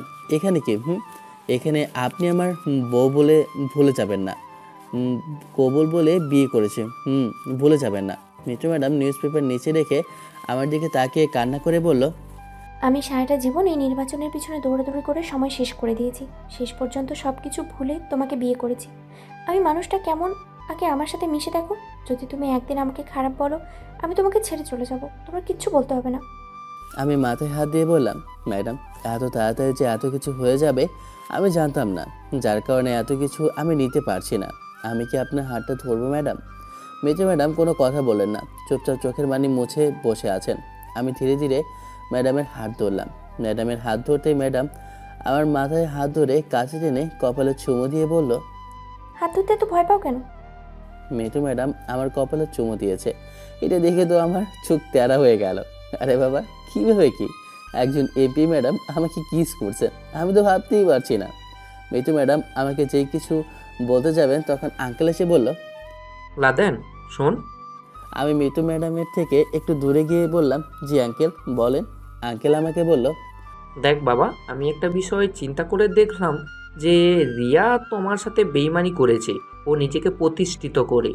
মানে যখন ও দেখলো ওরা তোমার দরকার নেই, তখন ও তোমার সাথে বেইমানি করেছে। কিন্তু আমার মেয়ে প্রতিষ্ঠিত। এখন তুমি একটু চিন্তা করে দেখো বিষয়টা, আমি কি বলতে চাইছি। আমি বুঝে গেছি আঙ্কেল, আপনাকে আর কিছু বলতে হবে না। মিতু ম্যাডাম কোনো কথা না বলে চুপচাপ রুমে চলে গেল। মিতু ম্যাডাম যাওয়ার পর আমি বললাম, আপনি আগে ছিলেন আঙ্কেল, আর এখন শ্বশুর হয়েছেন। মিতুকে যতটা সুখে রাখা যায় আমি তাই করব, আপনি কোনো চিন্তা করবেন না। বুঝলাম। আর শোন, আজকে রাতে কিন্তু পার্টি আছে। তুমি যে মিতুর হাজব্যান্ড এখনও কাউকে বলা হয় নাই, এই জন্য আজকে রাতে পার্টি রাখছি। আপনি যেটা ভালো বুঝেন সেটাই করেন, কোনো সমস্যা নেই। আমি এখন রুমে গেলাম। শ্বশুর আব্বা আমার দিকে তাকিয়ে হাসি দিয়ে বলল, রুমে যাবে? ঠিক আছে, যাও তুমি। বুঝলাম না উনি রুমে যাওয়ার কথা শুনে হাসলেন কেন। আমি হেঁটে হেঁটে রুমের সামনে চলে গেলাম। গিয়ে দেখি বড় তালা ঝুলানো আছে রুমের সামনে। পেছন থেকে সুমন বলল, তোর সব জিনিসপত্র মিতু ম্যাডামের রুমে রেখে আসছি। আজকের থেকে নাকি আপনি আপনার বউয়ের কাছে থাকবেন। আমি সুমনের দিকে ফিরে তাকিয়ে বললাম, হালারপুত, তোর এই আইডিয়া কে দিল? হ্যাঁ, আমাকে মিতু ম্যাডাম বলছে, এই জন্য আমি এই কাজ করছি। আর আমিও জানি তুই মনে মনে এমন কিছুই চাস, কিন্তু স্বীকার করিস না। এখন যা তুই তোর রুমে। এই কথা বলে সুমন ওর কাজে চলে গেল। মনে মনে বললাম, এটা কোনো কাজ হলো? হঠাৎ করে আমাকে মিতু ম্যাডামের রুমে পাঠিয়ে দিল। অবশ্য উনি আমার বউ, অধিকার তো আছেই আমার। আমি ধীরে ধীরে হেঁটে মিতু ম্যাডামের রুমের সামনে চলে গেলাম। ভেতরে ওকে দিয়ে দেখি মিতু ম্যাডাম বিছানায় শুয়ে আছেন। আচ্ছা, এখন কি আমি অনুমতি নিয়ে ভিতরে ঢুকবো? ধুর, কিসের আবার অনুমতি? আমার বউ, আমি আবার অনুমতি নিব কেন? ভেতরে ঢুকে দরজা বন্ধ করে দিলাম। মিতু ম্যাডাম একবার আমার দিকে আড়াল চোখে তাকিয়ে দেখলো। আমি চুপচাপ গিয়ে বিছানার পাশে বসলাম। কি বলে যে ওনার সাথে কথা বলবো তাই খুঁজে পাচ্ছি না। আচমকা আমি মিতু ম্যাডামের কপালে হাত দিয়ে বললাম, ম্যাডাম আপনি ঠিক আছেন তো? মিতু ম্যাডাম আমার দিকে শুধু তাকিয়ে দেখলো, কোনো কথা না। আমি আবার বললাম, ম্যাডাম রাগ করেছেন? তাও মিতু ম্যাডাম কোনো কথা বলছে না। এবার আমি বলতে শুরু করলাম, ম্যাম আপনাকে আমি হঠাৎ করে বিয়ে করেছি। আমার না আছে টাকা পয়সা, না আছে কিছু, এর উপরে আবার আপনি এমপি। মনের ভিতরে একটা অচেনা ভয় জাগে। যদি যদি কি? আমি কি দেখতে এতটাই খারাপ? তোমাকে এভাবে তৈরি করেছি কেন জানো? যাতে সবাই বলতে পারে আমার স্বামী সব কিছুর দিক দিয়েই পারফেক্ট। এখানে আসার পর থেকেই আমি তোমার প্রেমে পড়ে গেছি, কিন্তু বলতে পারিনি। যখন তুমি পাশের পাশের মেয়ের সাথে কথা বলছিলে, তখন যে আমার কতটা খারাপ লেগেছে এটা শুধু আমিই জানি। আর নিজের বিয়ে করা বউকে কেউ ম্যাডাম বলে? আমাকে কি তুমি এগিয়ে পেয়েছো যে আমি আমার স্বামীকে ছেড়ে দূরে থাকবো? এতদিন তুমি অসুস্থ ছিলে বলে তোমাকে চোখে চোখে রেখেছি, আর এখন? আমি মিতু ম্যাডামের দিকে একবার তাকিয়ে কোনো কথা বললাম না। সরাসরি কাপড় নিয়ে ওয়াশরুমে চলে গেলাম। গোসল করে বের হয়ে মিতু ম্যাডামকে বললাম, মিতু আমার সাদা লুঙ্গিটা নিয়ে আসো তো। হঠাৎ করে ম্যাডাম থেকে মিতু বলে ডাক দিয়েছি, এজন্য উনি একটু ঘাবড়ে গেলেন। আমার দিকে শুধু তাকিয়ে আছে। আমি আবার বললাম, কি বলেছি মিতু তোমাকে আমি? মিতু তাড়াতাড়ি বিছানা থেকে উঠে আমার সামনে লুঙ্গি নিয়ে এসে বলল, নেন। নেন মানে? পরিয়ে দাও এখন। হঠাৎ করে? আচমকা মিতু ম্যাডামকে টান দিয়ে বললাম, হঠাৎ করে কি? হ্যাঁ, আমি আমার বউয়ের সাথে যা ইচ্ছা তাই করবো, আপনার কোনো সমস্যা? মিতু ম্যাডাম একটু লজ্জা পেল। এখন চুপচাপ লুঙ্গিটা পরিয়ে দাও। মিতু আমার কথা মতো তাই করলো। আমি হাসি দিয়ে বললাম, ম্যাডাম আমি আপনাকে অনেক ভালোবাসবো, শুধু মাঝপথে কখনো আমাকে ছেড়ে একা চলে যাবেন না। আমি আমার স্বামীকে ছেড়ে কোথায় যাব বলেন? এই জীবনে আপনি ছাড়া আমার আর কেই বা আছে? আচ্ছা ম্যাডাম, এখন রেডি হন, আপুর বাসায় যাব। আচ্ছা ঠিক আছে স্যার, আপনি নিচে যান, আমি আসছি। আমি সিঁড়ি দিয়ে নিচে গিয়ে সোফায় বসলাম। শ্বশুর আব্বা আমাকে দেখে বলল, জামাই বাবাজি মনে হয় আমাকে খুব তাড়াতাড়ি একটা খেলার সাথী উপহার দিবে। আমি হাসি দিয়ে বললাম, দয়া করবেন আব্বা। মিতু ম্যাডাম নিচে নেমে আমার পাশে দাঁড়িয়ে বলল, চলেন স্যার। মিতুকে নিয়ে সরাসরি আপুর বাসায় চলে গেলাম। দরজার সামনে গিয়ে কলিং বেল দিতেই আপু এসে দরজা খুলে দিল। আপু আমাদের দেখে একটা হাসি দিয়ে বলল, তাহলে ভাই শেষ পর্যন্ত তুই আসলি। তুই কি চাস আমি চলে যাই? ঠিক আছে মিতু, চলেন তো, এখানে আর থাকবো না। আপু দরজা লাগিয়ে বলল, বাসা থেকে শুধু একবার বের হ, তোর পা ভেঙে ফেলবো না। হয়েছে, এখন তো আমার রুম দেখিয়ে দে, ঘুমাতে হবে একটু। আপু আমাকে নিয়ে একটা রুমে চলে গেল। একটা রুম দেখিয়ে বলল, এটা আপনাদের রুম। আজ থেকে মিতু ওর শ্বশুর বাড়িতে আসলে এখানেই থাকবে। আপুকে জড়িয়ে ধরে বললাম, অনেক অনেক ধন্যবাদ আপু। আপু আমাকে ছাড়িয়ে বলল, তোর ধন্যবাদ তুই রাখ। মিতু চল তো, আমাকে একটু রান্না করতে সাহায্য করবি? আমি একা একা পারবো না এত কিছু রান্না করতে। আপু তুই কারে কি কস? আমার বউ কিন্তু এমপি, রেগে গেলে তুইও জেলে আমিও জেলে থাকবো। আমার কথা শুনে মিতু আমার দিকে চোখ গরম করে বলল, এই আপনি এত কথা বলেন কেন? চুপচাপ গিয়ে শুয়ে থাকেন, এমনিতে আপনার শরীরটা খারাপ। মনে মনে বললাম, যাক বাবা, বউ দেখি আমার ভালোই খেয়াল রাখে। তবে আফসোস, নতুন বিয়ে করেছি, বাসরটা তো এখনও করা হয় নাই। বিছানায় শুয়ে শুয়ে ফ্রি ফায়ার গেমস খেলছি। আমি আবার একটা জিনিস খুব খেলতে পারি, সেটা হলো ফ্রি ফায়ার। এই গেমস খেলার মজাই আলাদা। এভাবে খেলতে খেলতে অনেকটাই সময় হয়ে যায়। হঠাৎ মেয়েটু রুমে ঢুকে দরজা বন্ধ করে আমার দিকে তাকিয়ে বলল, তুমি এখনো ঘুমাও নাই? ঘুম আসে না তো কি করবো ম্যাডাম, এজন্য জেগে আছি। মেয়েটু আমার কাছ থেকে ফোনটা নিয়ে বলল, এখন চুপচাপ শুয়ে ঘুমান, কোনো কথা নেই। আমি মিতুকে টান দিয়ে আমার পাশে নিয়ে এসে বললাম, একা একা তো আর ঘুমাতে ভালো লাগছে না, ভাবলাম তোমাকে নিয়ে একটু ঘুমাই। মিতু লজ্জায় মুখ লাল করে বলল, ছাড়েন, কি করছেন? আপু এসে দেখে ফেলে কি হবে? দরজা লাগানো, তাহলে আপু কোথা থেকে আসবে? ছাড়েন প্লিজ, আমার ভালো লাগছে না। মিতুর কথা শুনে ওকে ছেড়ে দিলাম। শুধু বললাম, সরি ম্যাডাম, আপনার অনুমতি ছাড়া আপনাকে জড়িয়ে ধরেছি, মাফ করে দেবেন। এই কথা বলে আমি আর কিছু বলি নাই, চুপচাপ শুয়ে আছি। একটু আর মিতু আমাকে উল্টো দিক থেকে জড়িয়ে ধরে বলল, কি হলো, রাগ করেছেন আপনি? না, রাগ করার কি আছে, আপনাকে জড়িয়ে ধরার অনুমতি তো আমার নাই। মিতু আমাকে ওর দিকে ফিরিয়ে বলল, অনুমতি নেই কে বলেছে? আমি আপনার বউ, আপনি আমার কাছ থেকে অনুমতি নেবেন কেন? জোর করতে পারেন না? আপনি বোঝেন না কেন? মিতুকে আমি জড়িয়ে ধরে বললাম, মিতু তুমি তো জানো আমার আগে একটা বউ ছিল, সব কিছু জেনে শুনে কেন আমাকে তুমি বিয়ে করলে? ওইটা তো শুধু নামে মাত্র বিয়ে, আর কিছু না। তাছাড়া আপনি আমার পূর্ব পরিচিত মানুষ, আপনার স্বভাব চরিত্র আমার জানা আছে। এই জন্য আপনাকে আমি বিয়ে করেছি, আর আমি জানি আপনি আমার জন্য বেস্ট হবেন। আরও কিছু জানতে চান? মিতুর ঠোঁটে কিস করে বললাম, জানতে চাই তো অনেক কিছু। মিতু শোনো না, বিকেল তো হয়েই গেল, গোসল তো করতে হবে। এখন কি? এই, মাইর খেতে চাও তুমি? বাইরে আপু আছে, দেখছো না তুমি? আমি বিছানা থেকে উঠে দরজা খুলে আপুকে ডাক দিলাম। আপু আমার সামনে এসে বলল, ভাই বল, কি বলবি? তুই আমাদের বাসায় গিয়ে শ্বশুর আব্বাকে নিয়ে আয়, ততক্ষণে আমি একটু আমার কাজটা শেষ করে ফেলি, একটু দেরি করে আসবি কিন্তু। আপু আমার কথা শুনে হাসি দিয়ে বলল, সব কিছু এত জলদি জলদি মনে হয়েছে? কি ব্যাপার লাদেন, বল তো। তোরা যা করতে বলছি তাই করতো। আমি এবার আপুর হাত ধরে আস্তে আস্তে করে বললাম, তুই কি চাস না তোরে কেউ ফুপু বলে ডাকুক? আপু হাসতে হাসতে বলল, আচ্ছা ভাই, ঠিক আছে, আমি তাহলে গেলাম, তুই এনজয় কর। লাভ ইউ আপু, তুই আমার লক্ষ্মী বোন। আপু হাসতে হাসতে দরজা দিয়ে বের হয়ে গেল। আমি এবার রুমের দরজা লাগিয়ে মিতুর দিকে তাকিয়ে বললাম, কি ম্যাডাম এখন কোথায় যাবেন? হ্যাঁ, এখন তো কেউ নেই। তোমার কি লজ্জা করে না আপুকে এইভাবে বলতে? ইস, আপু কি না কি ভাববে আমাদের নিয়ে? আপু জানে আমার একটা মেয়ে দরকার, এজন্যই তো সুযোগ করে দিয়েছে।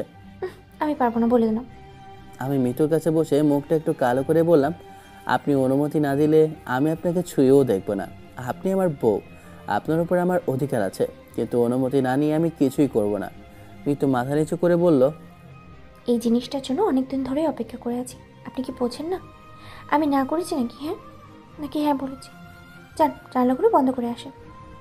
আমি নাচতে নাচতে জানলা বন্ধ করে মিতুর পাশে বসে শাড়ি টান দিয়ে বললাম, খুলে ফেলেন তাহলে। যান তো, আমার লজ্জা করে। দাঁড়াও, আজকে লজ্জা একেবারে শেষ করে দেব। এই কথা বলে আমি মিতুর উপর ঝাঁপিয়ে পড়লাম। পরে আর কি, বাকিটা ইতিহাস। আর ইতিহাস মানে কি এটা সবাই বোঝে। আশা করি আমাকে আর কিছু বলতে হবে না। সব কিছু শেষে মিতুকে কোলে করে ওয়াশরুমে নিয়ে গেলাম। গোসল শেষ হতে না হতেই দরজায় কে জানি টুং টুং করে বাজতে লাগলো। মিতু আমাকে বলল, যান স্যার, আপনার গোসল তো শেষ, এখন গিয়ে দেখেন আপু আসছে মনে হয়। আমি গোসল শেষ করে বেরোচ্ছি। আপনাকে রেখে যেতে ইচ্ছে করছে না, আপনাকে দেখে যেন এমন মন চাচ্ছে আরেকবার একটু ইতিহাস খেলি। মিতু আমাকে জোর করে ওয়াশরুম থেকে বের করে দিয়ে বলল, আপনাকে যেতে বলেছি, যান। আর আসছি ইতিহাস খেলতে। এখন আবার গোসল করেছি, বারবার কি গোসল করা যাবে নাকি? হ্যাঁ। আমি মনে মনে বললাম, মাত্র তো শুরু ম্যাডাম, ধীরে ধীরে সব কিছুই বুঝতে পারবে। একটা লুঙ্গি পরে রুম থেকে বের হয়ে দরজা খুলে দিলাম। আপু আর শ্বশুরমশাই আমাকে দেখে একটা হাসি দিল। আপু তো বলেই দিল, কি ব্যাপার ভাই, তুই এই অসময়ে গোসল করলি কেন? মনে হয়েছে সামথিং সামথিং কিছু। আমি একটু লজ্জা পেয়ে বললাম, আরে আপু তেমন কিছু না। আপু আর বাবা ভিতরে ঢুকে গেল। শ্বশুর আব্বা বলল, লাদেন, মিতু কোথায়? ওকে একটু ডেকে দাও তো।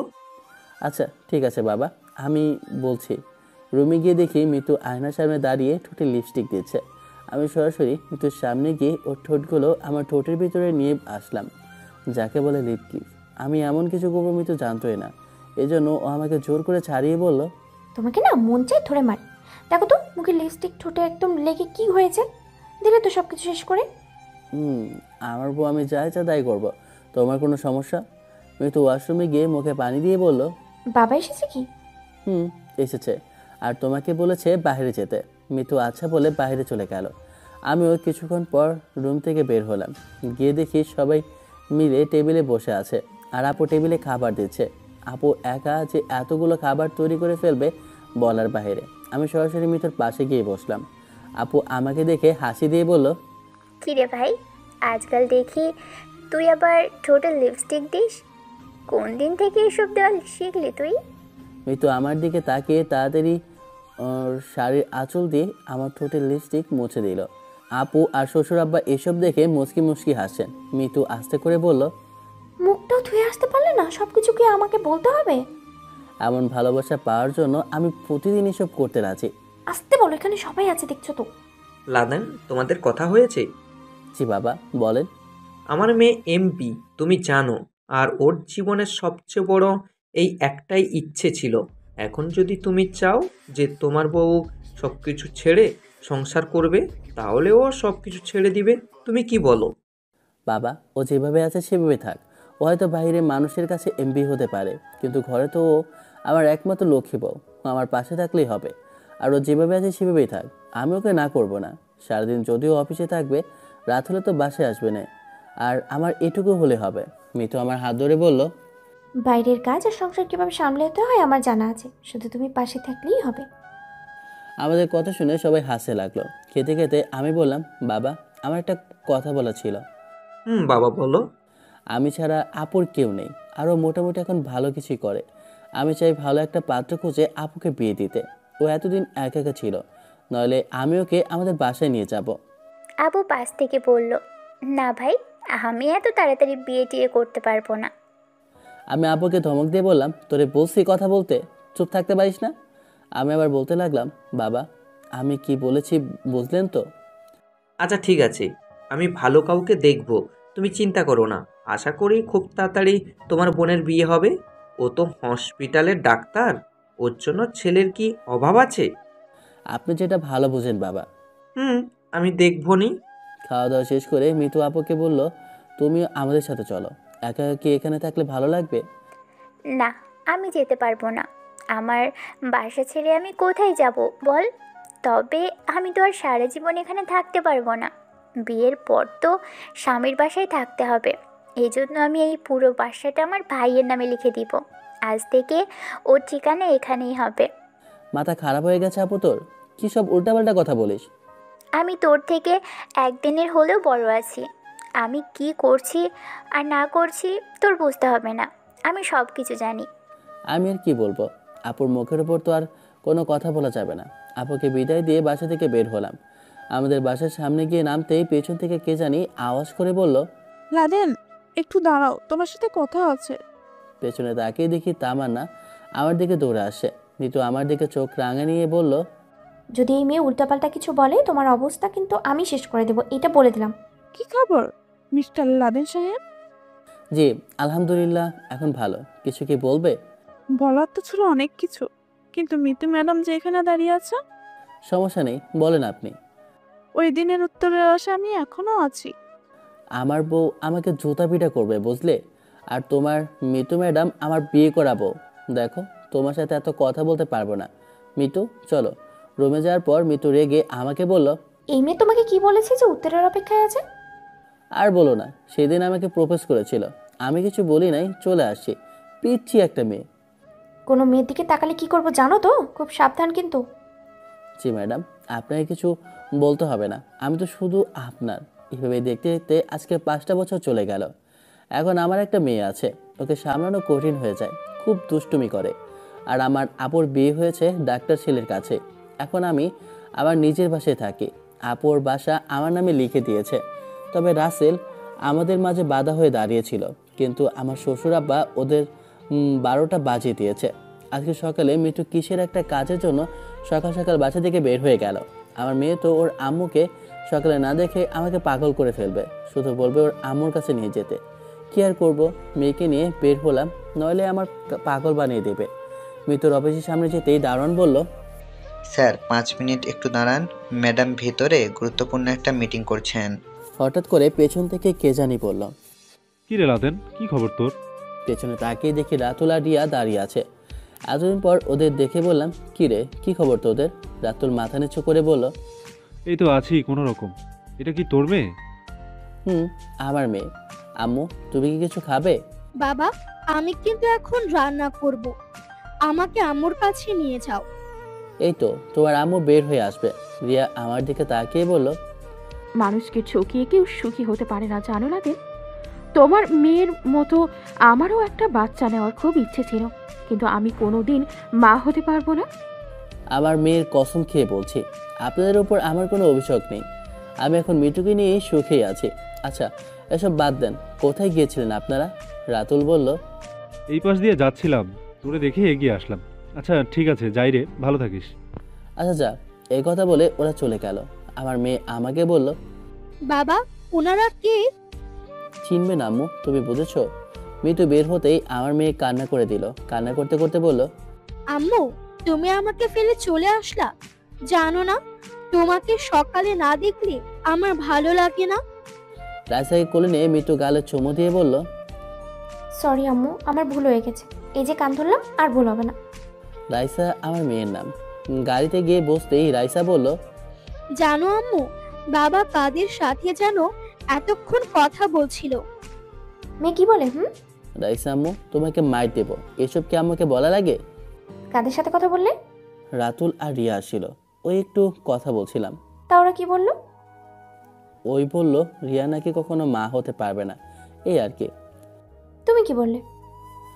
আমি বলছি কারোর উপর আমার কোনো অভিযোগ নেই, আমার বউকে নিয়ে আমি সুখে আছি। মেয়ে তো আমার হাত ধরে বলল, ধন্যবাদ আমার প্রিয় হাজবেন্ড। লাভ ইউ বউ। মিতু আমার ঘরে মাথা দিয়ে শুয়ে আছে, আর আমার মেয়ে ওর মার কোলে চুপচাপ শুয়ে আছে। গল্পটা এখানে ইতি টানলাম। সবাই ভালো থাকবেন, সুস্থ থাকবেন। আল্লাহ হাফেজ। নামাজ বাদ দিও না বন্ধু, এপারের চেয়ে ওপারের জীবন অনেক সুন্দর। গল্পটা কেমন হয়েছে অবশ্যই কমেন্ট করে জানাবেন। ভালো থাকবেন, সুস্থ থাকবেন। আল্লাহ হাফেজ, tata, bye bye, have fun, খোদা হাফেজ।